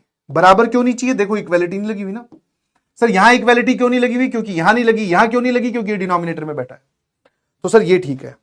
अब जो आपका फाइनल आंसर होता है वो होता है वैल्यू या एक्स की value corresponding to x axis. इतना पोर्शन हमें नीचे चाहिए, इसके करस्पॉन्डिंग एक्स एक्सेस का पोर्शन बताइए। इस पे हॉलो, इस पे डार्क। इतना जितना पार्ट फ्रैक्शनल पार्ट का हाफ वाला लाइन के नीचे लाई कर रहा है उसके करस्पॉन्डिंग एक्स एक्सेस का पोर्शन बताइए।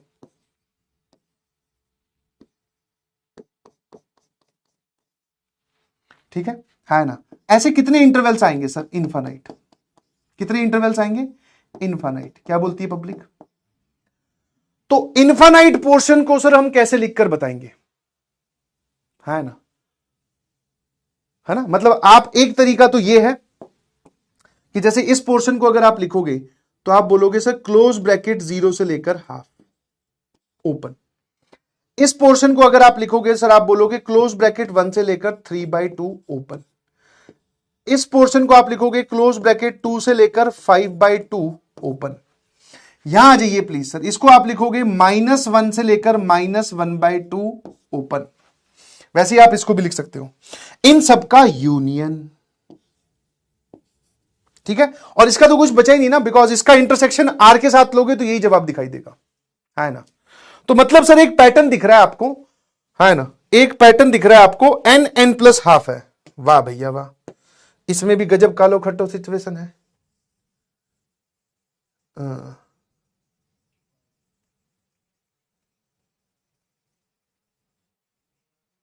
है ना।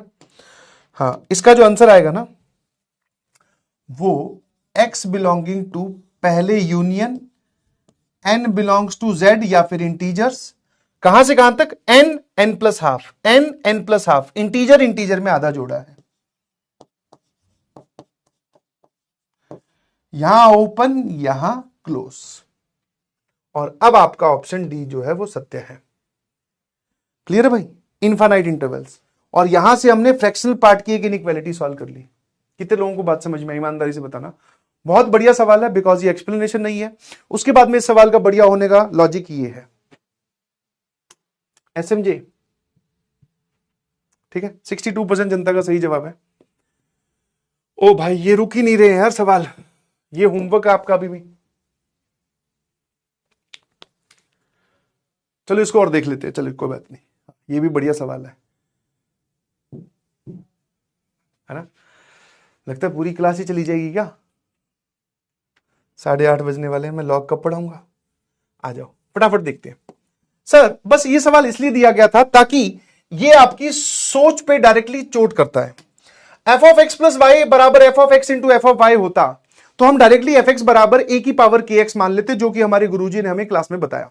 बट यहां पर एरर 404, प्लीज ये वाली चीज आप नहीं मान सकते, ना ही आपको ये मानना है। समझे कि नहीं समझे?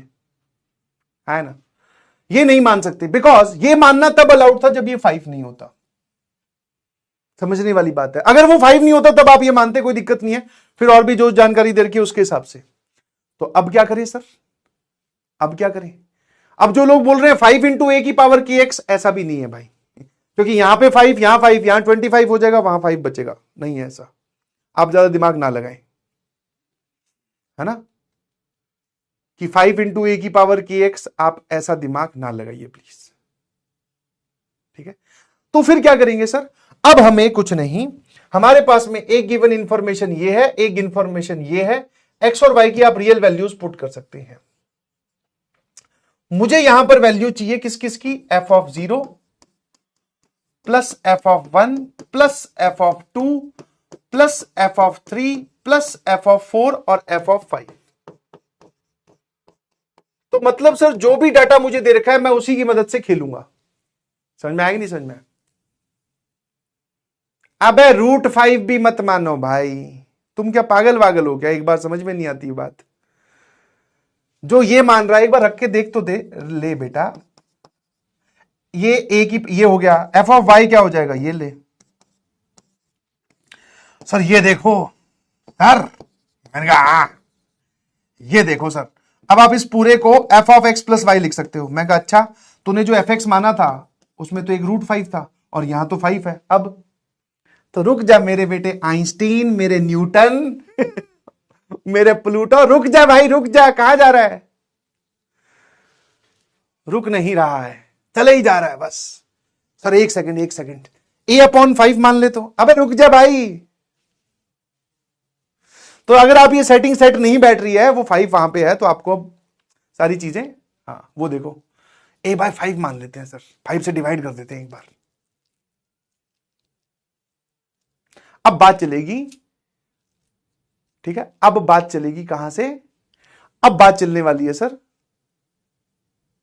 वैल्यू पुटिंग से, क्योंकि ये तो मदद नहीं कर रहा, इसने तो हमारा साथ छोड़ दिया जस्ट लाइक। तो हमने क्या किया सर, हमें एफ ऑफ 1 चाहिए, तो मैंने दोनों एक्स और वाई दोनों को 1 पुट कर दिया। सर ऐसा आपके तेजस्वी, आपकी बादामी बुद्धि में ये कैसी बात आई? तो मैंने कहा सिंपल सी कहानी है, एफ के अंदर 1 चाहिए, लॉजिक लगाओ सिंपल सा। सर वो आ जाएगा 5 टाइम्स एफ ऑफ 2 बराबर एफ ऑफ 1 का स्क्वायर। क्या बोलती है पब्लिक? इक्वेशन नंबर 1, हाँ है ना? अब आ जाइए सर, आपको एफ ऑफ 2 निकालना पड़ेगा। मैंने कहा हाँ, एक काम करते हैं, x की वैल्यू 2, इसी में ही x की वैल्यू 2 और y की वैल्यू 1 पुट करते हैं, शायद यहां से बात बन जाएगी। क्योंकि ध्यान सुनना, ये क्या बन जाएगा, 5 टाइम्स एफ ऑफ 3 बराबर F of 2 into F of 1, है ना? क्या मेरी बात समझ में आई? ये क्या है, प्लूटो ओपी चल पड़ा भैया इनका। एक सेकंड, चैट कैसे ऑफ होगी? रुक जा। हाँ, पता ही नहीं, समझ ही नहीं आता है भैया। ये समझ में आ गया? अब सर एफ ऑफ 3 आपको दे रखा है, ये कितना है 320, तो यहां पुट कर दिया 320 इंटू 5, और एफ ऑफ 2 और एफ ऑफ 1 के बीच में रिलेशन है, यहां से एफ ऑफ 2 कितना है, एफ ऑफ 1 का स्क्वायर अपॉन 5, और यहां पर ऑलरेडी एफ ऑफ 1 है, तो जब आप ध्यान से देखोगे तो यह आ जाएगा एफ ऑफ 1 का क्यूब, और यहां पर आपके पास में एक चीज आई, एफ ऑफ 1 का क्यूब आ गया ये, है ना? और ये 5 उधर लेके जाओ, तो 5 5 320 क्या लिखा हुआ बेटा, 32 ना, तो 8 इंटू 4 इंटू 5 इंटू 2, तो एक 5 यहां से आ गया, और ये देखो ध्यान से, ये लिखा हुआ है 64, दैट इज 4 का क्यूब। तो सर ये लिखा हुआ है 5 का क्यूब इंटू 4 का क्यूब, तो एफ ऑफ 1 मैं बोल सकता हूं that is 5 into 4 that is 20, तो एफ ऑफ 1 जी 20 आ गया। कैसे कैसे आए, एक बार ये वैल्यू एक बार ये वैल्यू, समझ में आएगी नहीं समझ में? ठीक है भाई, अगर एफ ऑफ 1 20 आ गया तो आप एफ ऑफ 2 भी निकाल सकते हो। कैसे? ये ले, ये लिखा हुआ है 20 का स्क्वायर और 5 से भाग दे दे, तो ये ले, ये आ गया एफ ऑफ 2। एफ ऑफ 2 कितना आ रहा है सर, 400/5 बोले तो 80, है ना? तो एफ ऑफ 2 आपके पास में आ गया 80 जिसको आप बोलते हो। एफ ऑफ 3 आपको दे रखा है 320। एफ ऑफ 4 मेरे ख्याल से कुछ पैटर्न भी आपको दिख रहा होगा, है ना? आपको एक पैटर्न भी दिख रहा होगा। सर ये लिखा हुआ है 5 इंटू 4 की पावर 1, सर ये लिखा हुआ है 5 इंटू 4 की पावर 2, 16 5 80। सर ये लिखा हुआ है 5 इंटू 4 की पावर 3, देख लो है ना, 64 इंटू 5 लिखा हुआ है, बिल्कुल सही। और सर ये वाली जो भी वैल्यू आएगी ये आएगा 5 इंटू 4 की पावर 4, और एफ ऑफ 5 जो आएगा वो आएगा सर 5 इंटू 4 की पावर 5। आप या तो पैटर्न ऑब्जर्वेशन से चले जाओ, वरना उसमें वैल्यू पुट कर सकते हो। x की जगह 3, y की जगह 1 पुट कर दो, या x की जगह 2, y की जगह 2 पुट कर दो, तो एफ ऑफ 4 बराबर एफ ऑफ 2 का स्क्वायर बनेगा। ठीक है भाई। अब बात आती है एफ ऑफ 0। एफ ऑफ 0 कैसे निकाले? तो x की जगह 0, y की जगह 0, what is F of 0?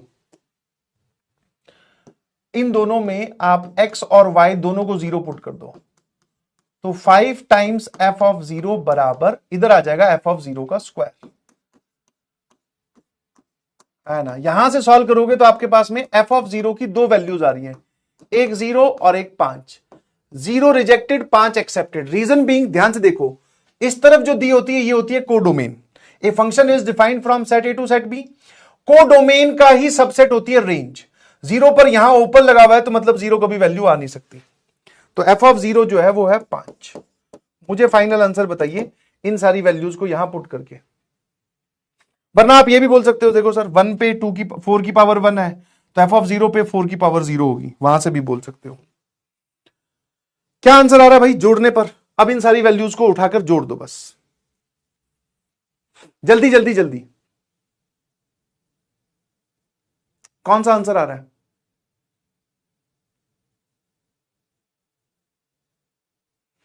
Option C is correct. ठीक है भाई, 76% जनता का सही जवाब है। वाह यार, ठीक है।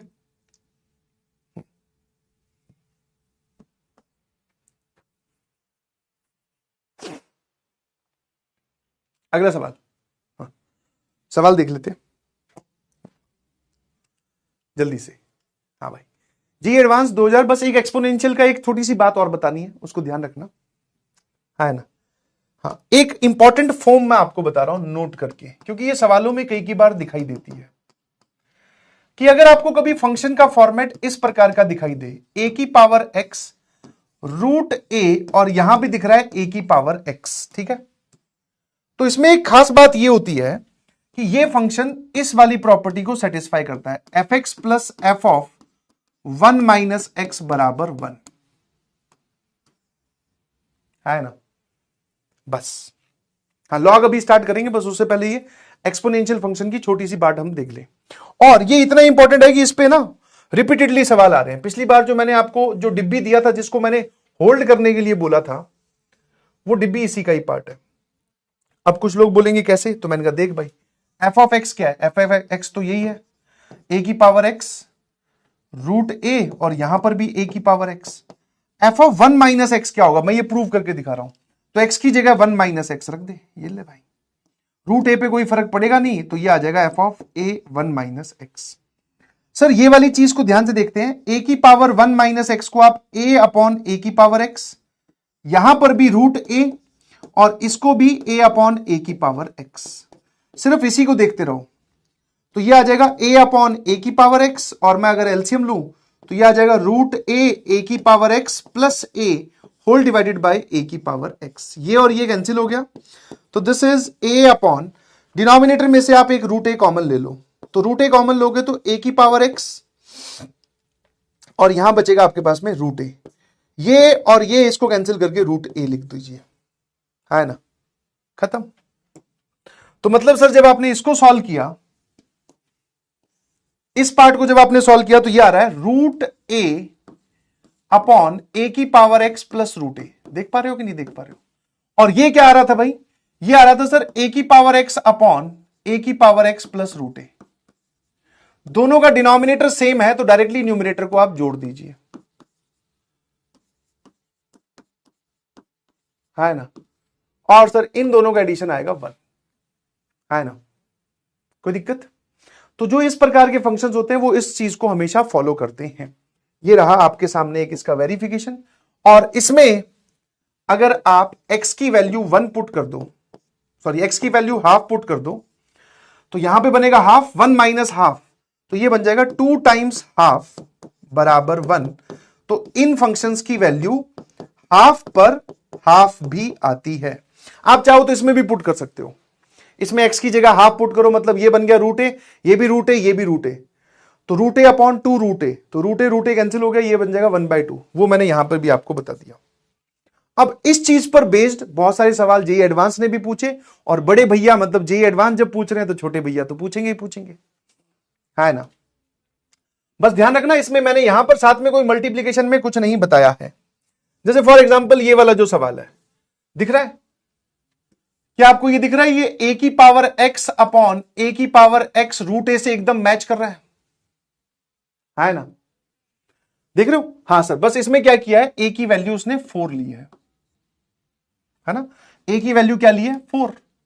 अरे भाई हाँ, ए चाहे कुछ भी हो, मजे की बात देख रहे हो इसमें, ए चाहे कुछ भी हो, ए चाहे आप 49 ले लो, ए चाहे आप 125 ले लो, ए चाहे आप 121 ले लो, ठीक है, उसका कोई लेना देना नहीं है।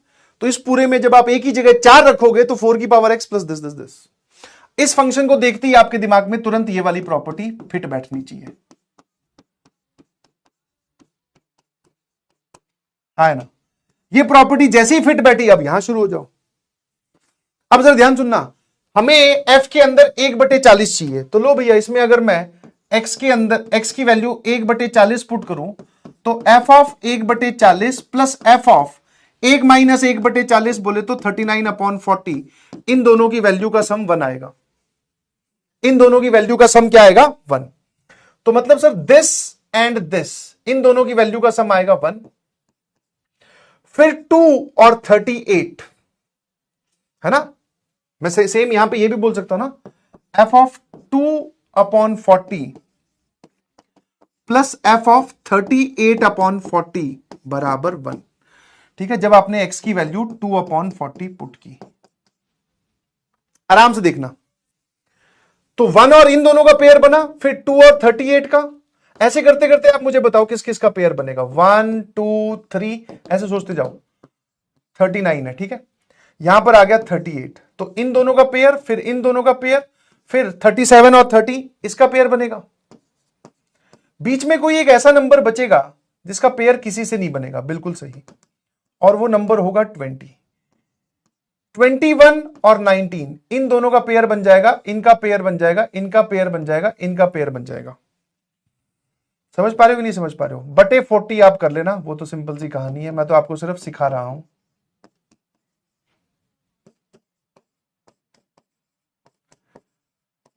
तो मुझे एक बात बताओ, इसमें कितने पेयर बने? इसमें कितने पेयर बने? तो सर 1 से लेकर 19 तक पेयर बन गए, है ना। 1 का 39 के साथ, 2 का 38 के साथ, 3 का 37 के साथ, तो हमारे पास में 19 इंटू 1 तो आ गए।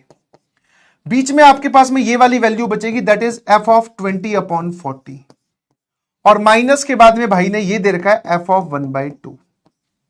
तो ये और ये टर्म कैंसिल होकर पूरा का पूरा जवाब आपका बचेगा 19। This is your f n f, है ना। समझ में आएगी नहीं समझ में? अब इसी सेम पैटर्न पे मैंने आपको ये पिछली क्लास में जो डिब्बी दिया था, जिसको मैंने होल्ड करने के लिए बोला था, ये वाला, ये वाला देख रहे हो, ये जेईई मेंस ने पूछ लिया। लो भैया, 4 की पावर x को लिखने की जगह ये लिख दिया,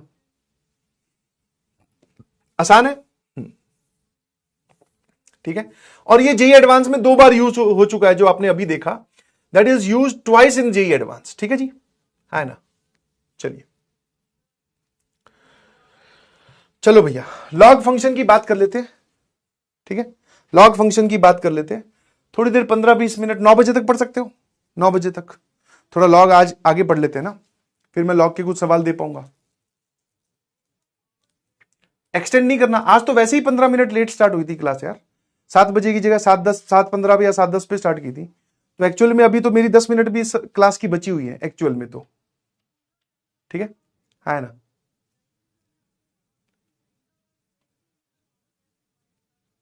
एक्चुअल में अगर बात करो, तुम अगर कॉपी किताब लेकर बैठे हो तो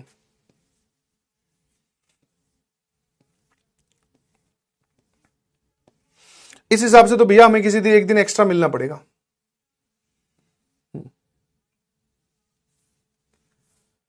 पढ़ सकते हैं, आ जाइए, ठीक है। अब वापस वही लॉग, जिसने देखा हुआ है बहुत अच्छी बात है, जिसने नहीं देखा हुआ मैं फिर से रिपीट कर रहा हूं भाई, क्योंकि यही प्रॉमिस किया गया था जब आपका बैच स्टार्ट हुआ था। तो मैं अपनी प्रॉमिस पे फुलफिल कर रहा हूं एकदम, मैं लगा हुआ हूं, आप भी लगे रहिएगा। आपको पहले से लॉग आता है, बहुत अच्छी बात है, क्योंकि पिछले साल जब आपका बेसिक मैथ्स पढ़ाया जाता है तो बेसिक मैथ्स में log, modulus, exponential function cover किए जाते हैं बहुत अच्छे से। तो मैं आपको उस पर डिपेंडेंट रहने के लिए भी नहीं बोल रहा हूं, और ना मैं कह रहा हूं कि आप जाकर वहां से देख लो, आपके पास में अर्जुना 2.0 का एक्सेस है, नहीं, मैं पूरा पढ़ा रहा हूं। बट एक अगर आपको एज है कि आप जानते हैं तो अच्छी बात है, नहीं जानते तो ध्यान से सुनिए, ठीक है। मेरी बात ध्यान सुनना, व्हाट इज लॉग, ठीक है। इसको लिखने का तरीका ये होता है, लॉग ए और यहां पर थोड़ा नीचे करके बी, ठीक है। रीड कैसे करते हैं सर? इसको रीड करते हैं log A with base B.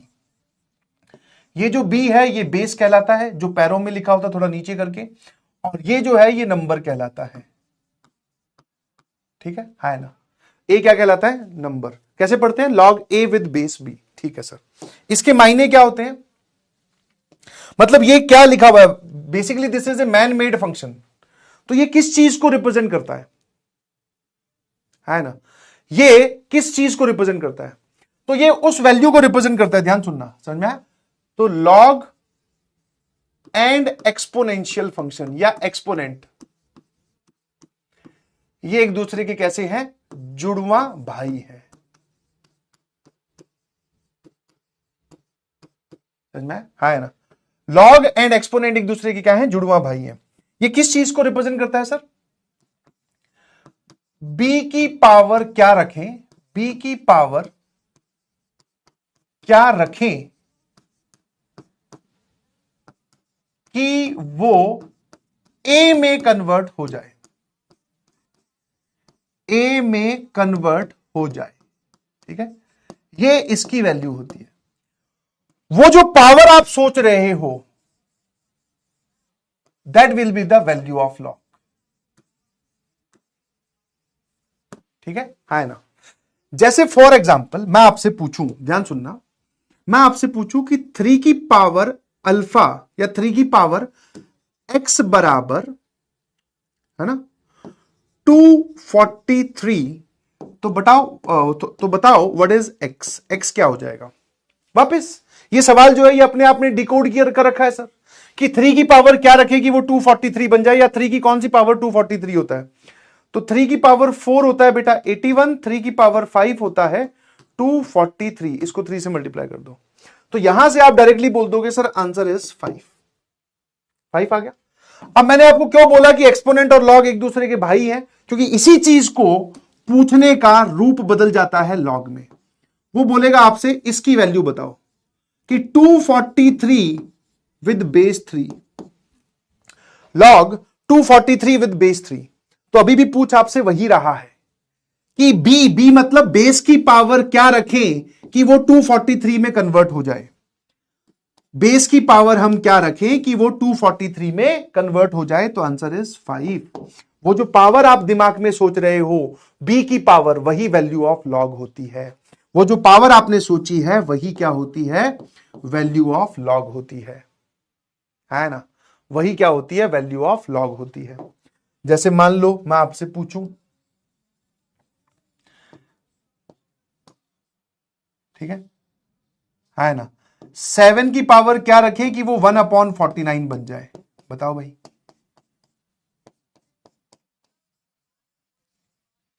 Log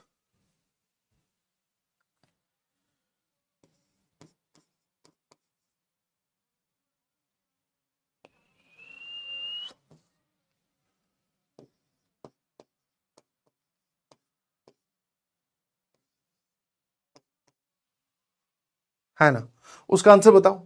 7 की पावर 1/49 की पावर नहीं, 7 की पावर क्या रखें कि वो 1/49 बन जाए? तो obviously sir answer is 2, because 7 की पावर -2 1/49 के बराबर होता है ना। 7 की पावर -2, ये बता दो ये क्या होगा? अगर आप यहां नहीं सोच पाते तो इसको एक्सपोनेंट में ले जाकर सोच लो, क्योंकि दोनों जुड़वा भाई हैं। आपने बोला कि 81√3 की पावर क्या रखे कि वो 3 में बन जाए, इसकी पावर क्या रखे कि वो ये बन जाए? लो भैया, ये लिखा हुआ है सर 3 की पावर 4, ये लिखा हुआ है 3 की पावर हाफ, और इसकी नेट पावर है x, और ये 3 के बराबर।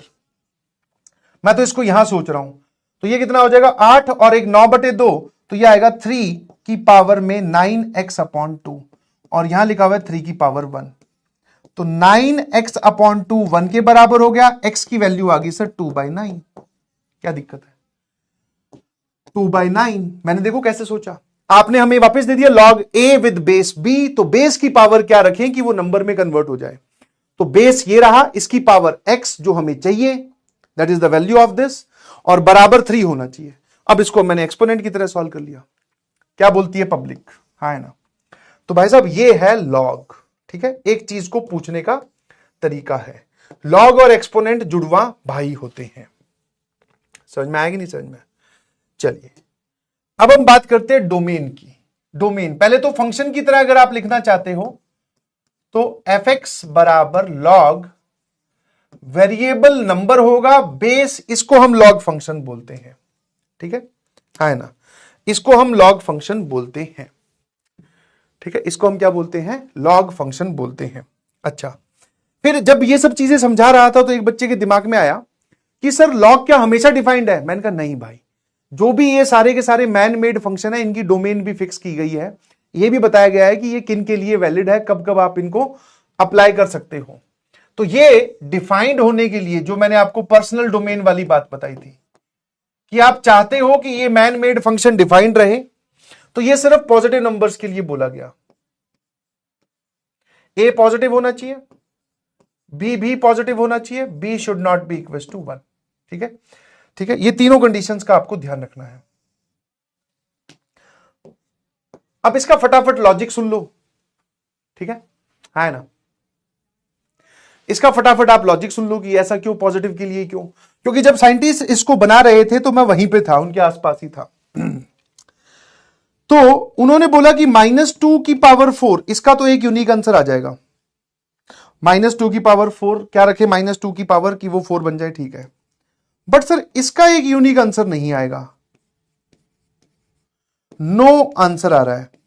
तो उन्होंने देखा, साइंटिस्ट ने जब इस चीज को बना रहे थे तो उन्होंने देखा कि कुछ नेगेटिव पर तो आंसर आ रहा है, कुछ नेगेटिव पे आंसर आ ही नहीं रहा। तो उन्होंने बोला ये तो बड़ी असमंजस की स्थिति आ गई। तो बोले हाँ, तो उन्होंने बोला लफड़ाई खत्म। उन्होंने बोला लफड़ाई खत्म। मैं वहीं था उनके पीछे ही, तो डिस्कशन कर रहे थे, मैं हाथ पीछे करके खड़ा था। उन्होंने बोला लफड़ाई खत्म। मैंने कहा, फिर मैं सोचा अब क्या लफड़ा खत्म कर रहे हैं? बोले कि नेगेटिव नंबर ही हटा दो, कभी आ रहा है वैल्यू कभी नहीं आ रही। तो उन्होंने बोला कि लियो भैया, log is only defined for positive numbers. फिर जैसे उन्होंने बोला कि बेस 1 क्यों नहीं होगा, मेरे मुंह से निकल गया, मैं कहा ये तो मैं भी बता सकता हूं इतनी मैथ तो मैंने भी पढ़ी है। हाँ, तो बेस 1 इसलिए नहीं हो सकता बिकॉज बेस अगर 1 हो गया तो यहां से आपको यूनिक आंसर नहीं आएगा कोई भी। समझ में आएगी नहीं समझ में? यहां से कोई भी यूनिक आंसर नहीं आएगा। क्यों? 1 की पावर क्या रखें कि वो मान लो 3 बन जाए, लेट्स से ये, या 1 की पावर क्या रखें कि 2 बन जाए, है ना? तो सर आप 1 की पावर चाहे कुछ भी रख लो, ये 2 बन ही नहीं सकता बेचारा।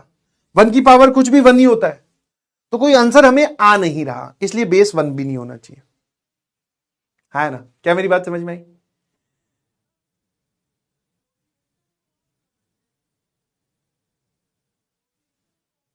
गजब है भैया।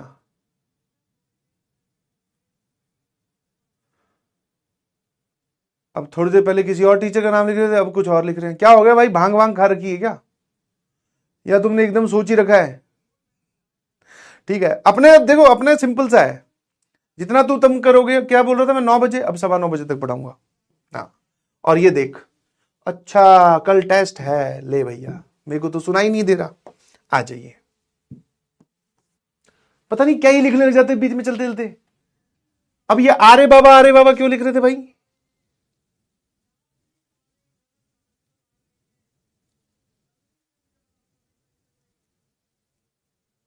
या स्पैमर है? मतलब क्या कुछ लॉजिक है, क्या है कुछ बात, मुझे भी तो समझाओ, या कुछ भी ऐसे ही लिखना है?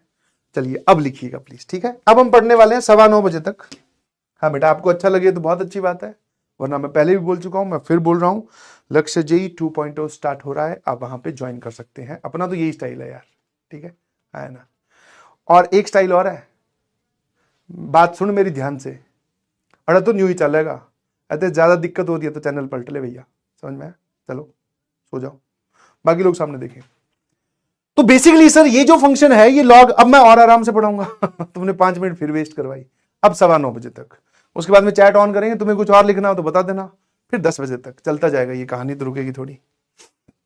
सर ये वाला जो फंक्शन है log x with base a, इसमें सर x जो है हमारी दैट इज पॉजिटिव होना चाहिए, इसी को आप बोल सकते हो दैट इज डोमेन 0 से लेकर इंफिनिटी। बेस जो है ऑब्वियसली हम ये लिखते हैं कि बेस 1 के बराबर नहीं होगा और बेस भी पॉजिटिव होगा।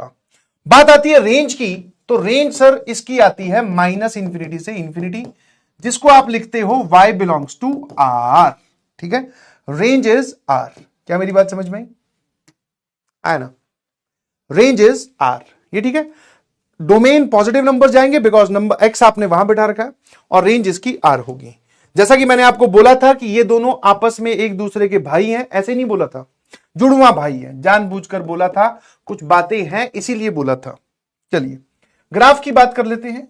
सर ग्राफ अगर बेस 1 से बड़ा हो तो log x का जो ग्राफ है वो ऐसा बनता है, y बराबर log x with base a where a is greater than 1, same as जैसा एक्सपोनेंट में था। ध्यान से देखो, x और y ने अपनी जगह बदल ली, बस यही ग्राफ की शेप आती है जब a 1 से बड़ा हो, a की पावर x,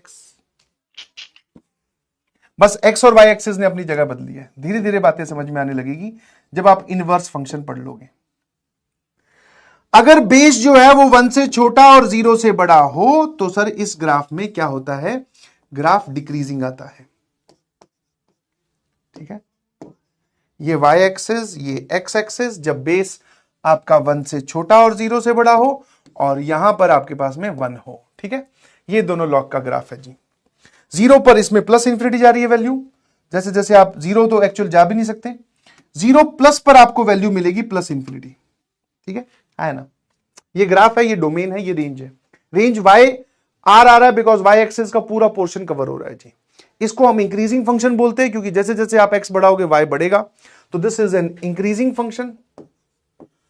इसको हम डिक्रीजिंग फंक्शन बोलते हैं, जैसे जैसे आप x बढ़ाओगे y यहां से शुरू हुआ, घटता घटता ग्राफ पाताल लोक में चला गया।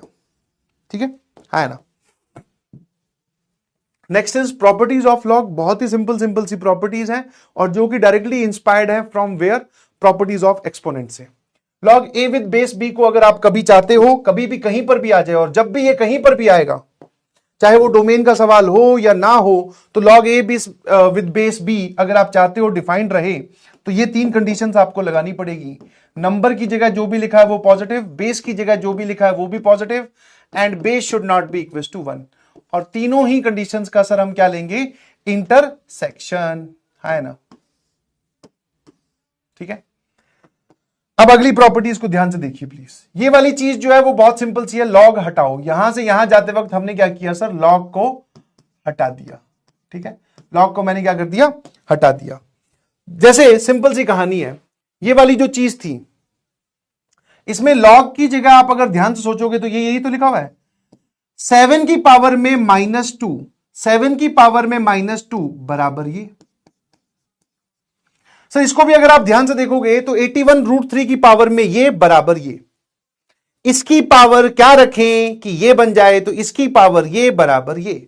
तो वैसे ही सेम लॉजिक से अगर मान लो आपको कभी दिखता है कि log a with base b बराबर c है, तो यहां से आप बोल सकते हो b की पावर में c रखो और वो किसके बराबर होगा, a के बराबर होगा। ठीक है जी, 2 टर्म्स अगर आपके पास में लॉग की हो, दोनों का कोफिशिएंट 1 1 हो, दोनों का बेस सेम हो, समझ में क्या हो, बेस सेम हो, और बीच में प्लस साइन लगा हो। ठीक है, तो दोनों लॉग की एक टर्म बन जाती है, दैट इज लॉग, जिसका बेस वही रहेगा जो यहां है। दोनों अगर एडिशन में है तो नंबर्स को m और n को आप क्या कर सकते हो, multiply. This is the property of log. ठीक है, अगले में से दोनों टर्म सेम है, बेस भी सेम है दोनों टर्म्स का, अगर आप ध्यान से देखोगे तो बस बीच में माइनस साइन लगा हुआ है। तो इसकी जगह जो आंसर आता है वो आप क्या करो, बेस तो एज इट इज, इस तरफ a और इस तरफ a है तो यहां भी a कॉपी कर लो, m/n यहां पर आप रखिएगा प्लीज। ठीक है ना? और ये जो चीज लिखी हुई है log a m की पावर x, और ये वाली चीज क्या है इसको भी मैं आपको बता देता हूं। log m की पावर x और a की पावर y, नंबर की पावर तो x है और बेस की पावर y है। नंबर की पावर न्यूमरेटर में आ जाती है, बेस की पावर डिनोमिनेटर में आ जाती है। यहां हो जाएगा x अपॉन वाई, यहां आ जाएगा log m with base a, है ना। ठीक है, तो ये वाली प्रॉपर्टी भी आपको ध्यान रखनी है। लॉग में सर सारा खेल प्रॉपर्टी का ही है, log is all about property. इसमें मैंने क्या बताया, नंबर की पावर न्यूमरेटर में, बेस की पावर डिनोमिनेटर में। फॉर एग्जाम्पल मान लो मैं आपको एक सवाल दूं, जैसे एक सिंपल बेसिक सा, जैसे मैंने यहां लिख दिया 81√3 और यहां पे लिख दिया 1/243। ठीक है, ये नंबर है, ये बेस है। ध्यान से देखना, ये जो लिखा हुआ है ये 3 की पावर कितना लिखा हुआ है सर, 3 की पावर -5, और ये कितना लिखा हुआ है 81√3 का मतलब होता है सर 3 की पावर 4 इंटू 3 की power half, and this is 3 की पावर 8 और 1 9/2। तो सर ये लिखा हुआ है 3 की पावर 9/2। ठीक है जी। अब ये प्रॉपर्टी जो है वो लगानी सिखा रहा हूं, आप इसको दूसरे तरीके से भी सोच सकते हो। इसकी पावर x बराबर ये वाली चीज, वहां से सोच लो। अब ये प्रॉपर्टी बोलती है कि जो नंबर की पावर है वो जाएगा न्यूमरेटर में, और जो बेस की पावर है वो जाएगा डिनोमिनेटर में। तो this is -5 whole divided by 9/2, और पीछे क्या बच जाएगा सर, यहां नंबर यहां बेस, log 3 विद बेस 3। ठीक है, तो ये आ जाएगा सर -10/9, और नंबर और बेस अगर सेम हो जाए तो वैल्यू 1 हो जाती है। पूरा आंसर -10/9 आ रहा है। बाकी इनके एग्जाम्पल हम अभी करने वाले हैं। ठीक है, SMJ लिखकर भेजिएगा प्लीज। ठीक है भाई, चलिए ये कुछ बेसिक से सवाल हैं, आप चाहो तो कर सकते हैं। ठीक है, आपकी इच्छा है। इसके बाद में जो आगे की प्रॉपर्टीज होंगी वो हम नेक्स्ट क्लास में देख लेंगे। This is your homework.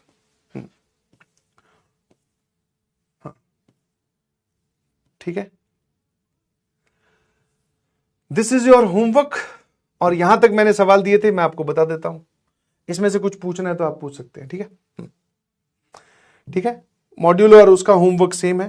Thank you so much, बहुत बहुत धन्यवाद जी, और आपने मुझे पढ़ाने के लिए अलाउ किया। Bye bye.